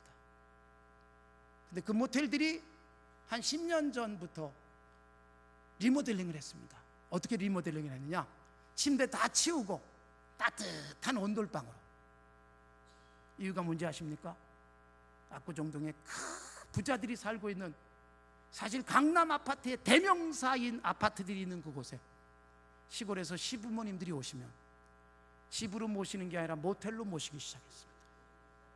그래서 어른들이 주무시기 편한 온돌방으로 다 바꿔서 장사가 잘 된다, 뉴스에 나올 정도예요. 한국의 한 10년 사이에 풍속도가 바뀌고 있습니다. 어른 공경하지 않는. 우리 학교 다닐 때 만원 버스 누가 얘기도 하지 않았습니다. 요즘처럼 무슨 경로석 이런 거 없을 때 학교 갔다 그렇게 힘들어도 가방을 엄청나게 큰 거를 짊어지고, 그리고 저녁 늦게까지 수업하고 돌아오면서 너무너무 힘든데 자리가 나서 딱 앉았다가 에어오븐 아주머니가 올라오거나 할머니가 올라오면 이미 저 입구에서 올라오면 바로 일어났습니다. 총알같이 일어나서 할머니 이리 오세요, 앉혀드렸습니다. 이게 그냥 일반적인 삶이었는데 요즘은 끌어내도 안 일어나는 비극적 상황이잖아요. 건전한 도덕성 가치관들이 다 무너지는 겁니다. 여러분, 하나님께서 이 땅을 복주시기를 원하신다면 내 부모뿐만 아니라 어른에 대한 최고의 존중, 하나님을 경외하는 것과 다르지 않다는 거예요. 야곱의 첫째 아들, 둘째 아들, 셋째 아들이요, 치명적으로 아버지를 속상하게 했어요. 아버지가 말도 못한 채 끙끙 앓았어요. 자기 여자와 동침한 맏아들, 부끄러워서 말이나 했겠습니까? 그 한 건 때문에 맏아들은 최고의 복을 받아야 될 탁월하게 태어난 맏아들이지만, 두 몫을 받을 수 있는 맏아들이지만 다 잃어버렸어요. 둘째와 셋째, 아버지가 굉장히 근심했습니다. 34장에서 아버지를 근심하게 했던 두 아들 저주를 받습니다. 그리고 최고의 복을 받은, 여러분, 요셉 물론 복을 받았어요. 그러나 역사 속에서 최고의 복을 받은 아들은 오늘 우리가 읽은 8절부터 12절까지 누구예요? 넷째 아들 유다예요. 자, 여러분, 복부터 정리를 합시다. 오늘은 제가 굉장히 길게 여기까지 왔지만 정리하는 시간은 또 많이 안 걸립니다. 그리고 뭐 금요일이잖아요. 내일 출근도 안 하실 텐데 저보다 혹시 집이 조금 더 멋진 분은 가시기 바랍니다. 자, 여러분, 복 받은 내용을 조금 보겠습니다. 자, 여러분, 우선 8절을 보시기 바랍니다. 8절. 유다가 받은 복 8절. 자, 앞에 영상도 나오는데 같이 한번 읽어봅시다. 시작. 유다야, 너는 내 형제의 찬송이 될지라. 내 손이 내 원수의 목을 잡을 것이고 내 아버지의 아들들이 내 앞에 뭐한다? 여러분, 형제의 찬송이 된다. 아버지의 아들들이 뭐한다? 경배할 것이다. 무슨 뜻일까요? 왕이 되는 복이에요. 왕이 되는 복. 10절 보십시오. 10절 다 같이 한번 읽어봅시다. 시작. 규가 유다를 떠나지 아니하며 통치자의 지팡이가 그 발 사이에서 떠나지 아니하기를 실로가 오시기까지 이르니 그에게 모든 백성이 복종하리로다. 여러분, 예수님이 왕으로 오시기 전까지 규, 통치자의 지팡이가 유다를 떠나지 않는다. 무슨 뜻일까요? 유다 지파 속에서 왕이 나오는 거예요. 형제들이 그 앞에 절하는 거예요. 그래서 이스라엘의 첫 왕은 누구예요? 베냐민 지파였던 사울이었습니다. 기스의 아들 사울. 그런데 사울은 실패해요. 그 다음에 누가 왕으로 서요? 베들레헴에 살던 이새의 아들 다윗을 만나니 내 마음에 합하다. 그에게 기름 붓고 그가 왕이 되고, 이스라엘 역사 속에서 정통왕은 전부 다 다윗의 후손이고, 이 다윗인 어느 지파? 실력이 없어도 지금 눈치예요. 그죠? 유다 지파. 그래서 대대로 이스라엘의 정통왕은 유다 지파 속에서 나는 겁니다. 마태복음을 읽으면 족보가 어떻게 시작이 돼요? 아브라함과 다윗의 자손 예수 그리스도의 계보다, 이렇게 시작이 됩니다. 아브라함은 뭐예요? 민족적 조상이에요. 모든 믿는 자의 조상. 신약 속에서는 다윗은 뭐예요? 왕국이에요. 왕 중에 최고의 왕 다윗. 아브라함, 이삭, 야곱, 그 다음에 누구로 이어지는 거예요? 12명의 아들들이 있지만 유다에게로 이어져요. 그리고 이 유다에게서 이어져 가지고 다윗에게로 오고 다윗에게서 와가지고 예수 그리스도에게까지 구속사의 흐름이 흘러갑니다. 유다에게 왕이 되는 축복을 했어요. 그리고 진짜 왕이 탄생하시고 그 왕 다윗의 뒤를 이으면서 다윗이 예표했던 만왕의 왕 예수님이 유다의 족보 속에서 이어지는 거죠. 그래서 유다는요 왕이 되는 복을 받습니다. 그 다음에 또 하나의 복을 보십시오. 자, 8절 다시 보십시오. 8절. 자, 유다야 너는 내 형제의 찬송이 될지라. 그 다음 뭐가 나와요? 내 손이 원수의 목을 잡을 것이다. 9절 보십시오. 9절. 유다는 사자 새끼로다. 내 아들아 너는 움키는 것을 찢고 올라갔다. 그가 엎드리고 웅크림이 뭐 같다? 수사자 같고 또 뭐 같다? 암사자 같다. 누가 그를 범할 수 있으랴. 자, 여러분 무슨 뜻일까요? 내 손이 원수의 목을 잡는다.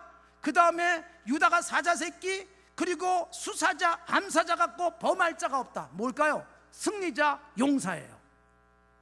여러분, 유다가 왕뿐만 아니라 용사요 승리자가 되는 거예요. 가나안 땅에 들어간 애굽에서부터 나온 두 사람이 누구예요? 여호수아와 갈렙. 여호수아는 어느 지파냐 하면 요셉의 차남인 에브라임 지파예요. 그 다음에 갈렙은 어느 지파일까요? 실력이 없어도 이건 눈치, 유다 지파. 요셉과 유다가 창세기에서 최고의 복을 받아요. 요셉은요 두 지파를 이룹니다. 므낫세 지파, 에브라임 지파. 요셉 지파가 없어요. 두 아들이 두 개의 지파를. 장남이 누릴 복을 요셉이 누려요. 그런데 보세요, 에브라임은 북쪽 이스라엘의 대명사가 나중에 됩니다. 그리고 에브라임 지파 속에서 여호수아가 이스라엘의 그 지도자로 서는 거죠. 출애굽한 사람 중에 광야에서 다 죽었지만 20세 이상은 여호수아와 갈렙만 가나안 땅에 들어가는데 그 중에 갈렙이 용사입니다. 여러분, 갈렙은요 광야에서는 40세였어요 40년 광야 생활 지나니까 몇 살이 됐죠? 80세가 됐어요. 그리고 가나안 정복을 하는 동안 5년이 지났어요. 나이가 85세가 됐어요. 그런데 여러분, 가장 힘들고 험악한 가나안의 땅이 하나 있었어요. 헤브론이었어요. 헤브론 땅을 차지하기가 너무나 어려워요. 아낙 자손들이라고 하는 기골이장대한 거인족들이 살고 있는 동네. 그런데 여러분, 갈렙이 선언합니다. 여호수아에게 저 산지를 내게 주소서. 내가 지금 40세 때나 지금이나 힘이 여전합니다. 내가 저 누구도 건드리기 어려워하는 아낙 자손 치고 헤브론을 차지하겠습니다. 그래서 갈렙이 헤브론 땅을 차지하면서 유다 지파가 어디에 둥지를 트느냐? 헤브론 땅에 둥지를 틀고, 그래서 다윗이 왕이 되고 제일 먼저 유다 지파만의 왕이 됐을 때 헤브론에서 왕이 되는 거예요. 그런데 헤브론 땅이 무슨 땅이에요? 창세기에 보면 아브라함이 땅을 한 평도 사지 않았습니다. 그런데 사라가 죽자, 아내가 죽자 묘지가 필요하죠. 묘지는 빌려 쓸 수 없잖아요. 사야 돼요. 그래서 유일하게 땅을 삽니다. 나그네처럼 살았던 아브라함이 유일하게 땅을 샀는데 그 땅이 어디에 있어요?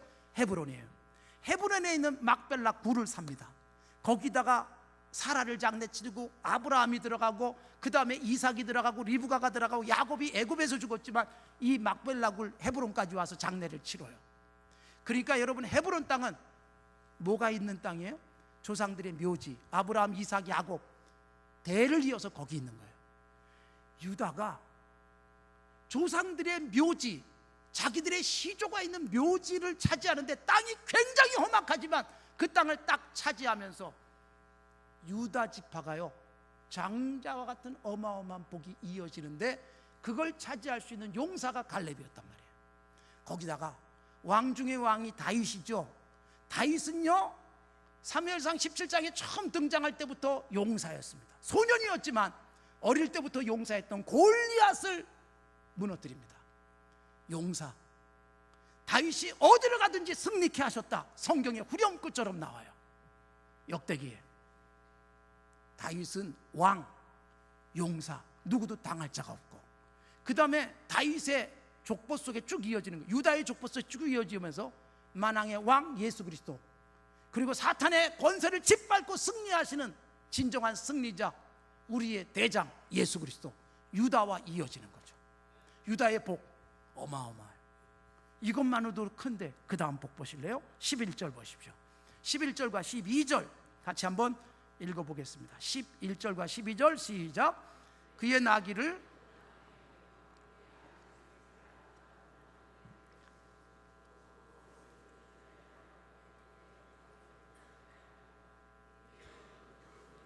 할렐루야. 여러분, 여기 무슨 말이 나오는가 하면 포도나무가 열매를 많이 맺어서 풍성하고 포도주도 많이 나오고 그리고 포도도 열심히 먹을 수 있게 됐고, 그 다음에 목축이 잘 돼서 우유가 풍성하다.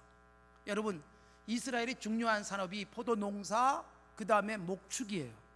이게 다 잘 된다. 무슨 복이에요? 재물의 복이에요. 그래서 여러분, 유다 지파 부자릅니다. 부자로 삽니다.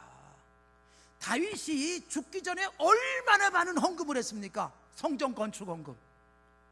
다윗이 드린 금으로, 솔로몬은 온 성전을 금으로 다 바르고도 남을 정도, 지금 돈으로 계산도 안 될 만큼 어마어마한 건축 헌금을 다윗이 드리고 죽었고요. 그 아들 솔로몬은요, 얼마나 부자였는지 길거리에 굴러다닌 돌처럼 은은 흔했고, 솔로몬의 그릇 중에는 은그릇이 없고 모두 금그릇. 어마어마한 부자. 여러분 보세요, 다 가졌어요. 왕, 용사, 부. 누구에게요? 유다에게. 자, 그러면 여러분, 유다가 이렇게 복받은 이유가 뭘까요?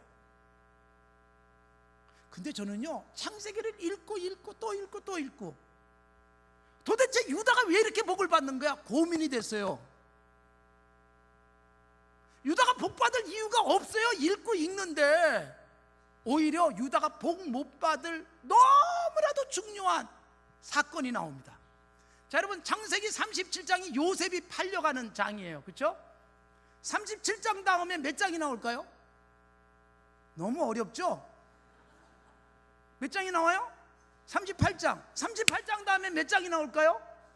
이 어려운 걸 어떻게 하셨어요?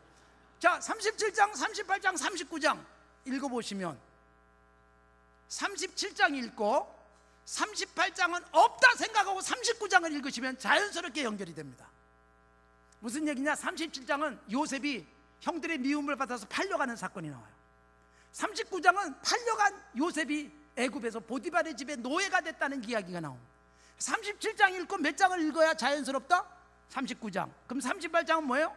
쭉 찢어서 없는 것처럼 생각하면 창세기의 흐름이 자연스러워요. 근데 37장하고 39장 사이에 몇 장이 있다? 어렵죠? 38장이 있는데 38장을 읽어보면, 아니 도대체 38장은 왜 여기 있는 거야? 라고 생각이 돼요. 왜요? 거기 누구 얘기가 나올까요? 실력이 없어도 이건 눈치. 누구 얘기 나와야 돼요? 유다 얘기. 유다 얘기가 나오는데 너무 부끄러워요. 목사가 설교하면서 38장을 읽을래도 민망할 정도. 보세요, 유다에게 아들이 몇이 있었어요? 엘, 오난, 셀라, 3명의 아들이 있었어요. 엘이 결혼을 했어요. 장가를 갔어요. 그런데 아이를 낳지 못한 채 다말이라는 과부만 남기고 죽어요.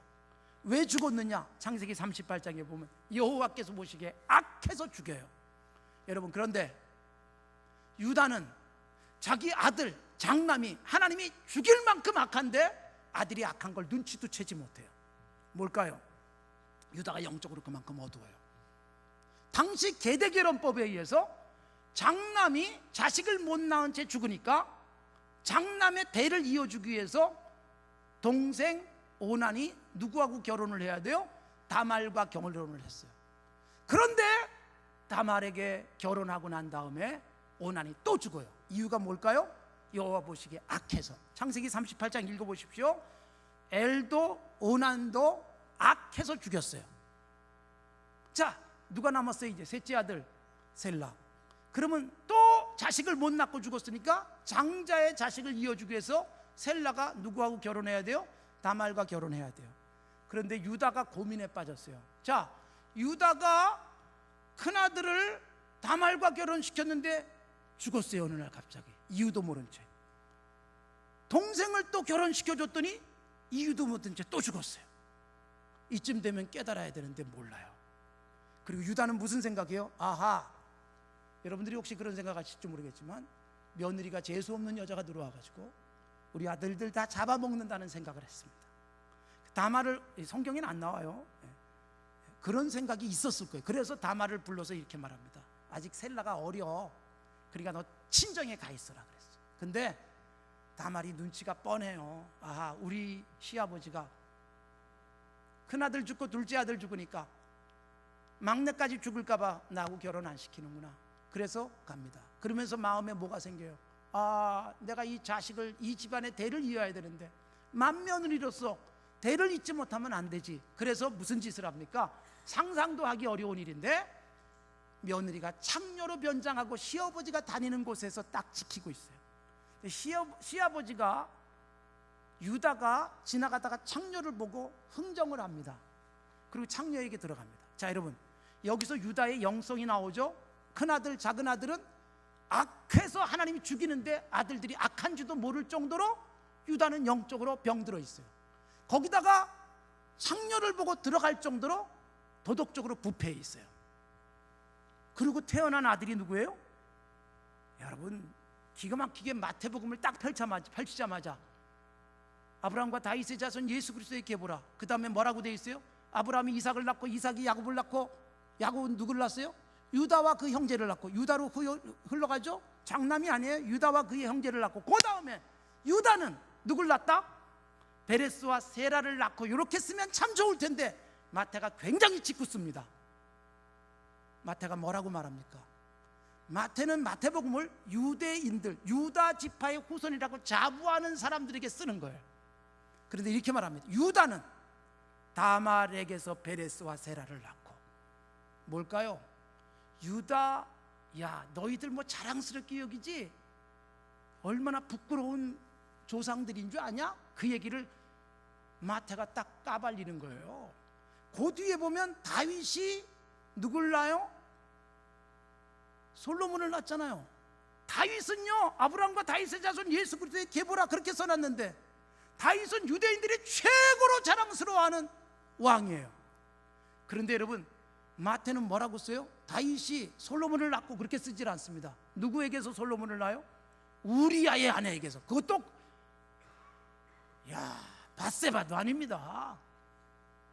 우리아의 남의 아내에게서 솔로몬을 낳았다라고 밝혀는 거예요. 왜 그래요? 유다인들에게, 유다의 후손이라고 자부하는 사람들, 너희들 자랑스러워하지 마. 얼마나 더러운 죄인들인 줄 아냐? 예수님이 필요해. 이 메시지를 주기 위해서 마태복음 1장은 그렇게 기록돼요. 보세요. 유다는 다말, 며느리에게서 베레스와 세라를 낳더라. 여러분, 부끄러운 과거를 가진 유다 이야기를 야곱이 모를 리가 없어요. 그런데 죽기 전에 축복을 하는데 유다에게는 왕이 되라, 용사가 되라, 부자가 되라, 줄 수 있는 모든 복을 다 빌어주고 죽어요. 그리고 실제로 그 복을 받아요. 이유가 뭘까요? 도무지 답이 안 나오는 거예요. 그래서 저는 창세기를 읽다가 하나님의 은혜구나, 더러운 죄인에게 하나님이 은혜 주시는구나. 왜냐하면 창세기 6장에 보면 노아가 하나님께 은혜 입어서 의인이요 완전한 자의 하나님과 동행하는 사람이 된다, 그렇게 되어 있어요.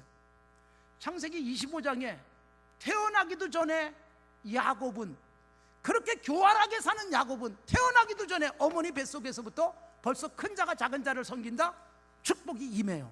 이건 은혜예요. 아무것도 하지 않았는데. 그 유다도 은혜인가? 근데 아니더라고요.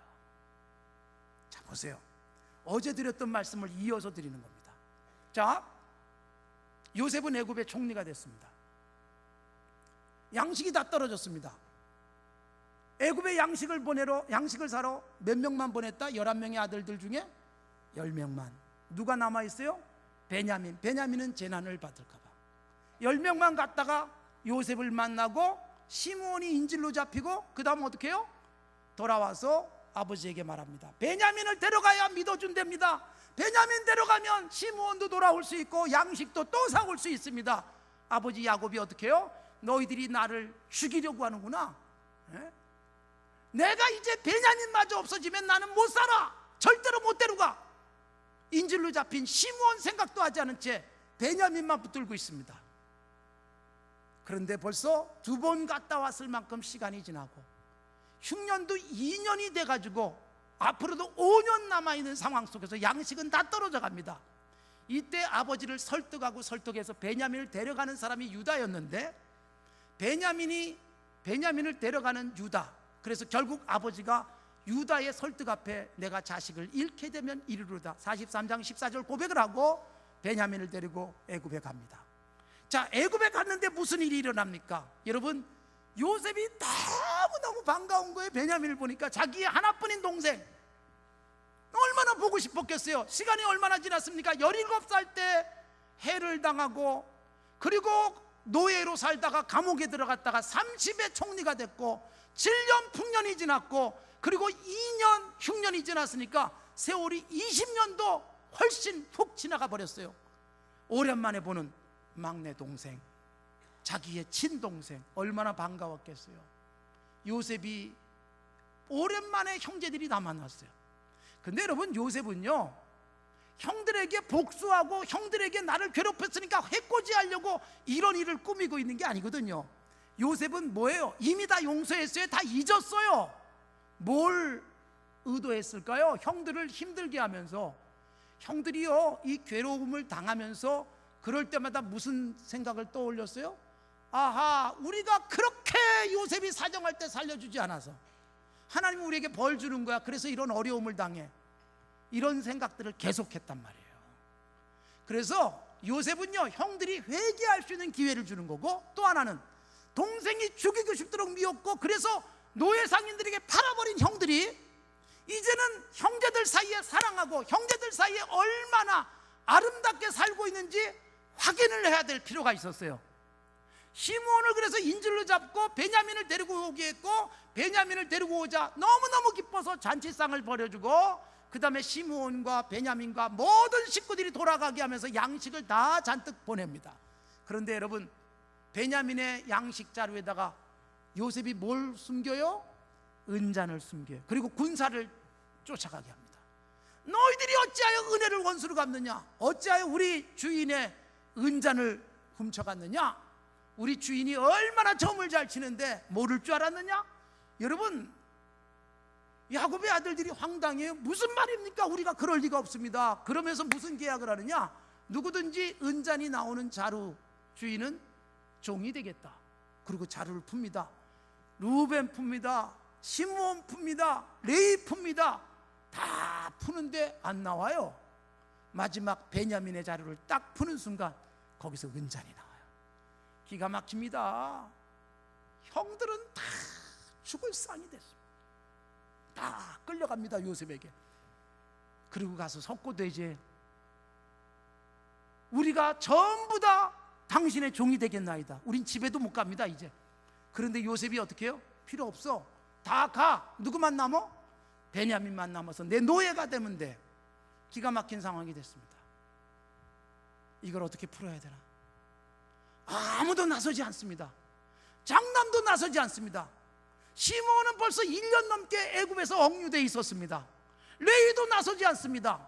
아무도 안 나서는데 이때 나선 사람이 누굴까요? 유다예요. 자, 여러분, 숫자도 너무너무 좋습니다. 읽어봅시다. 44장 33절. 제가 4433 얼마나 좋아하는 줄 아세요? 제 이 구절 때문에. 제 비밀번호입니다. 4433. 자, 읽어봅시다. 44장 33절. 짧은 말씀 다 같이 44장 33절 시작.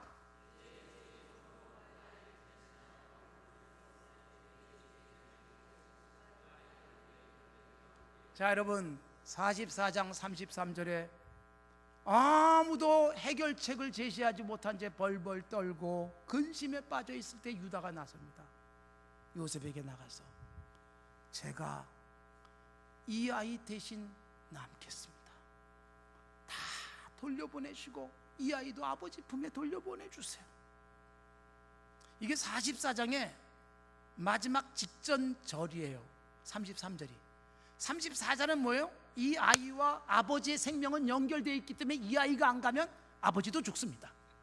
자 보세요. 여기에 동생을 위해서 내가 대신 희생합니다. 동생을 위해서 내가 대신 죽습니다. 동생을 위해서 내가 대신 종이 됩니다. 전에는 동생 미워서 죽이려고 했던 형들이었는데 그 중에 유다가 동생을 위해서 대신 죽고 동생을 위해서 종이 되고 동생을 위해서 희생하겠습니다. 거기다가 이 아이가 안 가면 아버지가 죽기 때문에 내가 아버지 살리기 위해서는 이 아이 대신해서 남겠습니다 라고 고백을 딱 합니다. 그런데 여러분, 유다는 이미 43장 9절에서 아버지에게 갤런티를 했어요. 뭐가 나옵니까? 43장 9절에 보면 아버지를 설득하면서 아버지, 내가 담보입니다. 나를 담보하겠습니다. 나를 담보하고 유다는 반드시 데려옵니다. 베냐민은 반드시 데려옵니다. 이미 43장 9절에서 갤런티를 했던 유다가 책임지는 거예요. 내가 종이 됩니다. 내가 죽겠습니다. 내가 대신 남겠습니다. 베냐민은 제발 돌려보내주세요. 우리 아버지가 죽습니다. 여러분, 요게 44장의 마지막 절이에요. 44장 다음에 몇 장이 나올까요? 45장이 나오죠. 45장 1절이 어떻게 시작해요? 이 얘기를 딱 듣는 순간 요셉이 통곡합니다. 형님들, 내가 요셉입니다. 다 뒤집어지는 거예요. 여러분, 왜 여기서 자기의 신분을 밝힐까요? 이제는 형님들이 변했군요. 이제는 형님들이 정말 새로워졌군요. 나를 팔아버렸던 형들이 이제는 동생을 위해서 죽을 각오를 하시다니, 이제는 동생을 위해서 대신 종이 되겠다니, 이제는 형님들이 변했다는 걸 제가 압니다. 이제는 됐습니다. 이젠 제가 요셉입니다. 여러분, 전부 다 뒤집어지죠. 그리고 형님들 걱정하지 마세요. 형님들이 팔아서 제가 온 것이 아니고 하나님이 형님들과 이 모든 사람의 생명을 구하기 위해서 나를 먼저 보낸 겁니다. 근심하지 마시고 한탄하지 마시고 염려하지 마시고 이제 빨리 아버지에게 돌아가서 아버지의 모든 식구들을 모시고 와서 애굽에서 행복하게 삽시다라고 요셉이 45장에서 고백을 하는 거죠. 여러분, 아주 단순합니다. 그동안 엄청나게 부끄러운 과거를 갖고 있던 유다, 근데 이 한 번 내가 동생 대신 죽겠습니다, 동생 대신 종이 되겠습니다, 이 고백을 한 번 딱 했어요. 이걸로 온 집안의 문제가 싹 해결됐어요. 과거의 문제가 해결됐어요. 아버지가 몰랐었잖아요. 요셉이 팔려간 것도 모르고 죽은 줄 알았잖아요. 나중에 다 이 전모를 알고, 야, 유다 망할 놈인 줄 알았는데 며느리를 통해서 자식을 낳는 아주 부끄러운 자식인 줄 알았는데 너 그럴 수 있었구나. 그러니 아버지가 유다 축복할 수밖에 없었어요. 과거의 모든 부끄러움 일순간에 덮어버리고 이걸로 어마어마한 복, 왕이 되고 또 용사가 되고 또 부자가 되는 복을 누리죠. 어제도 말씀드렸어요. 잃으면 얻는다. 원리가 단순해요. 얻는 방법, 생각지 못했던 보너스까지 얻는 방법, 사는 방법, 하나님의 복이 내게 임할 수 있는 진정한 통로. 죽으면 됩니다. 잃으면 됩니다. 내가 손해보면 되고 십자가 지면 됩니다. 교회 생활하면서 교회에서 가장 어려운 일이 있으면 목사님 제가 할게요. 가장 남들이 하기 싫어하는 일이 있으면 제가 대신하죠. 제가 더 종이 되죠. 이렇게 하는 그 순간 하나님이 그 사람을 최고의 사람으로 세우실 줄로 믿습니다. 넷째 아들이지만 최고의 복을 받습니다. 여러분, 10명 중에 누구도 나서지 않는데 유다가 나서는 거예요. 그리고 어마어마한 복을 받습니다. 사랑하는 성도 여러분, 저는 금곡교회가 이런 유다가 일어나기를 바랍니다. 교회에서 목사로 살고 장로로 살고 권사로 살고 교회에서 중요한 직분들을 맡아서 산다는 건 뭘까요? 내가 큰소리치고 내가 뭔가를 좌지우지하고 내 입김이 세고 내 말발이 세고 역시 이 교회는 내가 없으면 안 되고 그걸까요? 누가 진짜 큰 자일까요? 누가 진짜 큰 복을 받을까요? 아무도 하겠다고 안 하는데 어려운 짐을 제가 질게요. 목사님, 이건 제가 책임질게요. 집사님, 이건 내가 대신할게. 집사님 좀 쉬어. 여러분, 이보다 더 큰 복은 없다는 것입니다. 사랑하는 성도 여러분, 내가 복 받고 오건우 후손들이 복 받게 하는 방법이에요. 한국교회가요, 얼마나 가난한 가운데서도 천막 치고 예배드리고, 그렇게 어렵게 하루 세끼 먹기도 힘든 때 교회 다니는 성도들이요, 그래도 11조하고 폐지 팔아가지고 칼 갈아가지고 한 달에 몇만 원 안 되는 돈 벌어가지고도 11조하고 교회 와서 일하는 게 기쁨이고 감격이었던 성도들 때문에 이렇게 아름다운 예배당이 가능했던 겁니다. 이런 예배당 구경도 못하고 죽은 성도들이 얼마나 많습니까? 십자가만 지고. 오늘도 제가 고당 조만식 장로님 추모 행사를 하고 이리 왔어요. 고당의 역사를 아는 젊은 사람들이 이제 없어져 가요. 민족을 위해서 죽고, 예수 믿어야 우리나라가 제대로 삽니다. 교육자로서 학생들에게 예수 믿도록 가르쳤던 그분이, 그리고 정말로 당신에게 선택의 기회가 왔을 때 제가 이북의 이 동포들을 위해서 죽지요. 그리고 북한에 남아서 결국 10월 18일 순국하신 그분이 역사 속에서 우리에게 이런 유산을 물려준 겁니다. 그분들은 한 번도 앉아본 적이 없는, 그분들은 한 번도 구경도 못했던 아름다운 예배당에서 예배드리고 있는 우리들은 이제 이 편리함에 익숙해졌어요. 어떻게 하면 내가 1등인가? 누가 우리 교회에서 넘버원인가? 이게 우리들의 관심사가 돼버리고 있다면, 르벤처럼 탁월한 장남으로는 태어났지만 탁월하지 못할 것이다. 내가 앉아서는 안 될 자리에 앉아버리는 사람. 사랑하는 성도 여러분, 복 받을 수 있는 비결은 단순합니다. 내가 죽겠습니다. 아버지 나를 위해서 얼마나 애쓰셨는지 제가 잘 알아요. 철들고 나면 그러잖아요. 아이고, 아버지가 이 일을 하시면 어떻게, 내가 젊은데 제가 해야죠. 어머니 이제 좀 쉬세요, 제가 할게요. 이게 철든 거 아닙니까? 영적으로 철들면 교회에서도요, 제가 이젠 할게요. 아이고, 이렇게 평생을 섬기셨는데 이젠 우리 젊은 사람들이 맡아서 할게요. 그러는 교회는 건강한 교회 아니겠어요? 그런데 한국 교회는 어떻게 가고 있는 줄 아세요? 어르신들은 죽도록 일했습니다. 지금도 50, 60, 70, 누가 제일 충성스러울까요? 60, 70대 되신 성도들만 그래도 충성스러워요. 우리 강남은 50대는요 요즘은 제가 밥 사주면 좋아합니다. 40대는요 제가 어디 가서 돈 내면 기분 좋아합니다. 목사님에게 얻어먹었다고 자랑하고 다닙니다. 평생을 장로님으로 권사님으로 섬기셨던 강남의 그 아드님은 엄청난 산부인과를 하시는 장로님인 아들을 둔 장로님 계세요. 1956년 제가 태어나던 해에 미국에 유학하시고 영남대학교 학장을 하셨던 영문학 교수님, 이분에게 제가 연세가 많아서 서울에 올라와서, 대구에서 서울로 올라와서 우리 교회에서 신앙생활 하셨어요. 제가 그분들 마지막 장례식, 두 분 다 장례식을 치러드렸어요. 연세 많으신 그분들, 저는 어른들 공경하는 걸 그냥 가장 귀한 일로 알기 때문에 연세가 많으신 교인들에겐 제가 뭐 사가지고 가요. 이분에게 가지고 왔어요. 그날도 권사님 맛있게 드시라고 맛있는 빵을 사가지고 왔더니 펄쩍펄쩍 뛰면서, 목사님, 내 평생 목사님에게 얻어먹어본 적이 없습니다. 목사님 제발 이러지 마십시오. 제가 이걸 어떻게 먹습니까? 눈물이 나요, 눈물이. 그렇게 사셨어요. 70, 80 되신 분들이.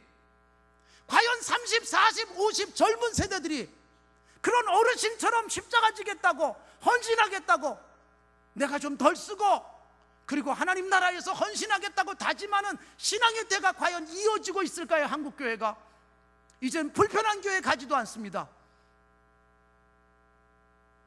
십자가 질 생각하지 않는,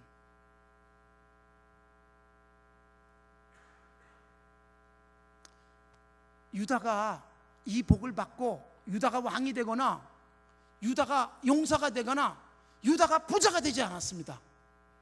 누가 왕이 돼요? 한참 뒤에 가서 후손이 용사가 돼요. 한참 뒤에 가서 후손이 부자가 돼요. 유다가 받은 게 아닙니다. 유다가 복의 통로를 만들어 놨어요. 유다가 복의 물꼬를 텄어요. 그 물꼬를 통해서 콸콸콸 쏟아져 오는 복이 후손들이 받는 거예요. 저는요, 지금도 우리 어머니를 늘 기억합니다. 한번 몰락한 다음에 경제적으로 피지 않았던 우리 집. 중학교 때부터 저는 신문 돌리면서 등록금을 집에서 받아보지 못한 채 고등학교를 마치고 대학을 마치고 대학원을 마치고 군대 갔다 와서 400만 원 겨우 몰아가지고 그게 제 결혼자금 전부였습니다. 제 아내도 결혼자금을 집에서 10,000원도 받질 않았습니다. 우리 어머니가 결혼할 때 제게 10,000원도 주지 않았습니다. 교회 지하 단칸방, 관리 집사님이 전에 쓰던 방, 침대 하나 놓으니까 꽉 차가지고 앉아있을 공간도 없는 곳에서 신혼살림을 시작했습니다. 아무 돈도, 그렇다고 원망도 하지 않았습니다. 형제들이 잘 살고 이제는 괜찮아졌지만 형제들에게도 일체 받지 않았습니다. 왜요? 내가 목사 되는 사람인데, 하나님이 내 아버지인데 안 받았어요. 그런데 여러분, 저는 지금 가장 복받은 목사 중에 하나로 살고 있어요. 왜 그럴까요? 우리 어머니, 우리 아버지가 교회를 안 다니셨을 때, 서울의 약수동에서 사업을 크게 하실 때 우리 어머니는 캐시를 보셨어요. 캐셔를 보셨어요. 이렇게 회계를 하셨어요. 아버지가 교회를 안 다니니까 11조를 내겠습니까? 감사헌금을 하겠습니까? 우리 어머니가 이중장부를 씁니다.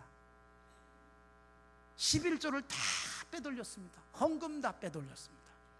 그리고 힘들게 11조 하시고 헌금하셨어요. 그런데요, 그럼 잘 돼야 되잖아요. 우리 아버지가 드디어 교회를 나가기 시작했는데 쫄딱 망합니다.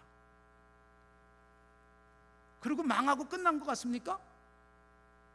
망해서, 그래서 저는 고생하면서 공부를 해야 됐지만 신문 돌리고 들어왔을 때도 깜깜한 방에 들어가면, 아무도 없는 적막한 방에, 조그만 방에 어머니가 안 보여서 보면 어머니는 골방에 앉아서 무릎 꿇고 기도하고 계셨습니다.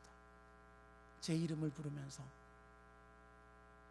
연세가 70이 되고 80이 됐을 때도 교회 가서 봉사하시는 모습을 제가 가끔 관찰하러 갈 때가 있어요.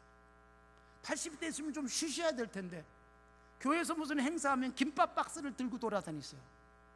80대 노인네가. 충영교회가 예배당을 질 때 김창희 목사님과 함께 저 충무로에서 예배당을 시작했지만 강남에 땅을 사고 예배당을 져야 되는데 건축허가가 나오지 않았습니다. 역삼동에 컨테이너 박스 하나 갖다 놓고 건축허가 나가도록 여기서 24시간 기도합시다. 김창희 목사님이 그렇게 선포하셨을 때, 그때 우리 어머니는 서울에 저기 월계동에 사셨습니다. 그쪽에서 벗어나질 못했어요. 그런데 거기서 버스를 타고 2번씩 갈아타고 1시간 반씩 가서, 그리고 컨테이너 박스를 지키는 겁니다. 기도하면서 10명, 20명이 나와 있질 않았습니다. 기도하는 사람 보면 2명, 3명, 어떤 때는 우리 어머니 혼자. 그런데 거기서 뜨거운 컨테이너 박스 안에서 눈물 흘리면서 하나님이 여기에 예배당 짓게 하옵소서 기도하시는 모습을 걱정스럽게 지켜보고 있었어요. 근데 여러분, 그렇게 섬기신 우리 어머니가 제게 돈 10,000원도 주고 가시지 못했지만 저 그 어머니 덕에 살고 있습니다. 하나님이 그 어머니를 통해서 복의 통로를 열어주셨고 복의 물꼬를 트셨고, 저는 가만 앉아서 생각도 못했는데 목사 안수 받은 지 1년밖에 안 된 목사를, 89년 된 산정현교회가 이력서도 안 된 나를 와서 설교하라 그러고 담임 목사로 청빙하고 상상도 못하는 복을 누리며 살고 있어요. 40밖에 안 된 목사를, 젊은 목사를 60이 넘으신 장로님들이 저를 얼마나 잘 섬겨주셨는지, 제가 하고 싶은 일들 마음껏 하도록 하면서 산조연교회가 저도 크고 교회도 크고 성도도 크고 21년 동안 이 복을 누리고 있어요. 사랑하는 성도 여러분, 제가 오늘 마지막 시간에 첫날 사랑을 얘기했어요. 사랑 받는 게 아니라 사랑 주면 놀라운 힘이 나온다. 사랑하는 내가 생동감이 넘치고, 사랑하는 내가 행복하고, 사랑하는 나에게서 에너지가 나오고, 그리고 잃어버리는 그 순간 주신 게 얼마나 많은지를 깨달으면 행복해질 뿐만 아니라 적극적으로 잃겠다 그러면 얻게 될 것이다. 보너스까지 주신다. 오늘 마지막 드리는 말씀도 역시 마찬가지입니다. 하나님의 사랑에 감격해서 제가 대신 죽지요. 예수님이 이 땅에 오셔서 종로로 타시고, 예수님이 이 땅에 오셔서 십자가 주시고, 예수님이 이 땅에 오셔서 나를 대신해서 죽어주셨는데 제가 뭘 아끼겠습니까? 아무도 안 하는 그 일 제가 하겠습니다. 헌신하고 있는 나는 내 자식들에게 줄 돈을 모아놓지 않았고, 통장에 잔고는 간들간들해도 하늘 창고에 어마어마한 복이 쌓여 있다가 저수지에 가득 채웠던 물, 그것이 가뭄에 저수지 문을 열면서 촉촉하게 대지를 적시듯 하나님 나라에 쌓아둔 보물들이 나는 하나도 쓰지 않은 채 쌓기만 했는데, 어느 날 이 땅에 가뭄처럼 뭔가 간절히 필요로 할 때 하늘문이 열리고 우리 자녀들의 논과 밭으로 물들이 쏟아져 들어가면서 생명의 역사가 나타나게 될 줄로 믿습니다. 그 기대하며 사십시오. 사랑하는 성도 여러분, 유다처럼 복 받기를 바랍니다. 넷째 아들이지만 복 받았습니다. 다윗은 여덟째 아들이지만 복 받았습니다. 야곱은 사남으로 태어난 것이 한이었지만 복 받았습니다. 약자지만, 모자라게 태어났지만 하나님 안에서 충분히 뒤집고 극복할 수 있는 어마어마한 키가 우리 손에 있어요. 지금 우리에게는 십자가예요. 지금 우리에게는 희생이에요. 죽을 각오하는 거예요. 사랑하는 성도 여러분, 저는 건국교회가 이렇게 참 전에 예배당에서 설교 몇 번 했잖아요. 제가 그래도 이렇게 아름다운 예배당, 저는 이게 매치가 잘 안 돼요. 우중충한 예배당이 저는 계속 기억에 남아가지고 첫날부터 당황했습니다. 근데 여러분, 이 아름다운 예배당을 짓고 금곡교회가 이제 한국교회 안에서 정말 아름다운 교회로 든든히 서가려면 뭐가 필요할까요? 이제 내가 희생하고 내가 헌신하고 내가 생명을 바쳐서 주님 사랑하듯 이웃을 사랑하며 그들에게 복음을 전하고, 그리고 이 교회가 해야 될 아름답고 한국교회를 위해서 헌신할 건강한 사역들을 위해서 내 힘, 내 시간, 물질 내가 희생하겠습니다. 그러면서 여기다 쌓는 것들이 하늘에 쌓이는 놀라운 복이 될 줄로 믿습니다. 우리나라에 쌀이 남아 돌아가지고 걱정입니다. 창고 관리비가 1년에 4천억 원이 들어갑니다. 쌀 재고가 130만 톤이 넘었습니다. 그래도 1년에 40만 톤씩 수입 안 하면 관세, 이 국제적으로 고립될 수밖에 없기 때문에 또 수입을 해와야 됩니다. 쌓아둔 것 관리하느라고 4천억씩 돈이 들어갑니다. 북한엔 그래도 쌀 한 톨도 안 줍니다. 우리가 쌓아두는 게 재앙이에요. 이제는요, 쌓아둔 그 쌀을 어쩔 줄 모릅니다.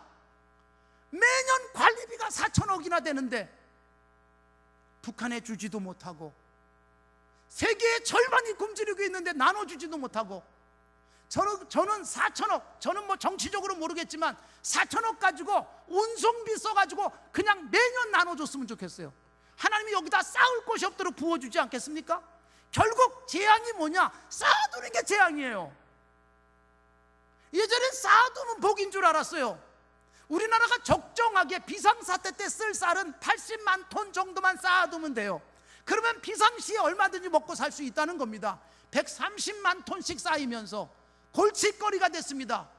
풍년이 들면 농민들은 골치 아픕니다. 쌀값이 17만 원에서 15만 원으로 떨어졌습니다. 관리비는 엄청나게 들어갑니다. 결국 나를 위해서 쌓아두면 재앙인데, 우리 교회만을 위해서 쌓아두면 재앙인데, 끊임없이 흘려보내고 한국교회를 위해서 우리가 희생합니다. 우리 이웃을 위해서 섬깁니다. 교회를 위해서 내 집에 쌓아두는 게 아니라 하늘에 쌓겠습니다 라고 가면 하나님이 우리에게 어마어마한 복의 흐름들을 우리의 오고 오는 후손들에게 주실 줄로 믿습니다.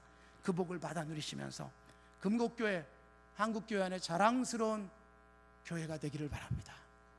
정말 축복의 금맥을 캐는 그런 복된 골짜기가 되시는 이 교회가 되기를 바랍니다. 하나님 아버지, 3일 동안 함께 말씀을 나눌 수 있도록 복 주셔서 감사합니다. 우리 성도들, 하나님께서 이 아름다운 영적 유산들을 이어갈 수 있도록 복 주셨는데 건강하고 행복한 가정부터 가꾸게 하옵소서. 좋은 아버지, 좋은 어머니, 좋은 아들, 좋은 딸, 좋은 남편, 좋은 아내 되게 하시고 가정에서 그렇게 따뜻하고 행복하게 사랑 속에 살았던 우리들이 교회 와서도 따뜻한 사랑으로 서로 감싸주고 어른 공경하고 하나님을 경외하는 그것, 사람을 경외하는 것, 사람을 사랑하고 사람을 공경하는 것으로 표현되어지므로 하나님 아버지 자자손손 복이 이어지기를 원합니다. 아버지의 마음을 아프게 했던 루벤도 시므온도 레위도 저주거리가 됐지만 아버지의 마음에 기쁨과 감격을 줬던 사랑하는 베냐민을 위해서 내가 대신 종이 되겠습니다 고백했던 유다에게 어마어마한 복이 임했던 것처럼 하나님 아버지, 이제 우리도 그 복을 누리게 하옵소서. 그 복을 자자손손 물려주게 하옵소서. 내가 빈손이 돼도 희생하고 섬기고 죽었더니 하늘나라에 어마어마하게 쌓이고 필요할 때마다 하나님께서 하늘 창고 여시고 우리의 오고 오는 후손들에게 쏟아부으시는 그 복을 누리는 성도들 되게 하여 주시옵소서. 금곡교회 하나님 복되게 하옵소서. 우리 성도들 행복하게 하옵소서. 교회 생활에서 즐겁고 기쁘길 원합니다. 자리 다툼하고 해괴리머니 싸움하는 불행한 한국교회가 얼마나 많은지요. 아름다운 교회로 섬기며 사랑하며 살 수 있는 교회로 소문나게 하심을 감사합니다. 이 아름다운 소문을 계속 유지하게 하시고 이 아름다운 전통과 사랑들이 계속 이어지게 하시고 금곡교회 때문에 우리 중소홀로에도 잘 되게 하시고 한국교회가 든든히 서가게 하여 주시옵소서. 이렇게 섬기는 성도들 가정이 행복하고 자녀들이 앞길이 활짝 열리게 하시고 학업, 진학, 직장, 결혼의 길도 열어주시고 자녀들이 상급에 면류관 되게 하시고 하나님 아버지 자녀들 때문에 웃을 일들 많아지게 하시고 경영하는 일들이 잘 되게 하시고 앞길이 활짝 열리고 우리 성도들 물질 때문에 고통당하는 일들이 없게 하여 주시옵소서.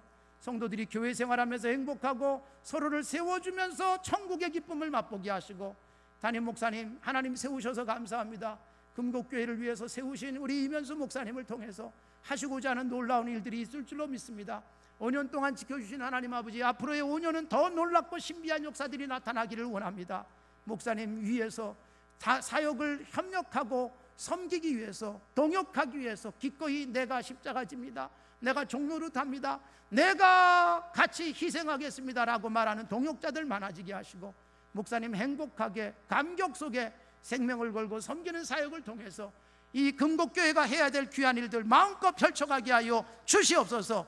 방역거리 극복하게 하시고 교회를 거는 사탄의 세력이 흔들지 못하게 하시고 음부의 권세가 가까이 오지 못하게 하시고 이단 세력들도 침투하지 못하도록 지켜주시며 온 성도들이 기쁨과 감격, 그리고 다음 세대들, 젊은이들, 청소년들, 어린아이들이 건강하게 서가는 한국교회 모델 되게 하여 주시옵소서.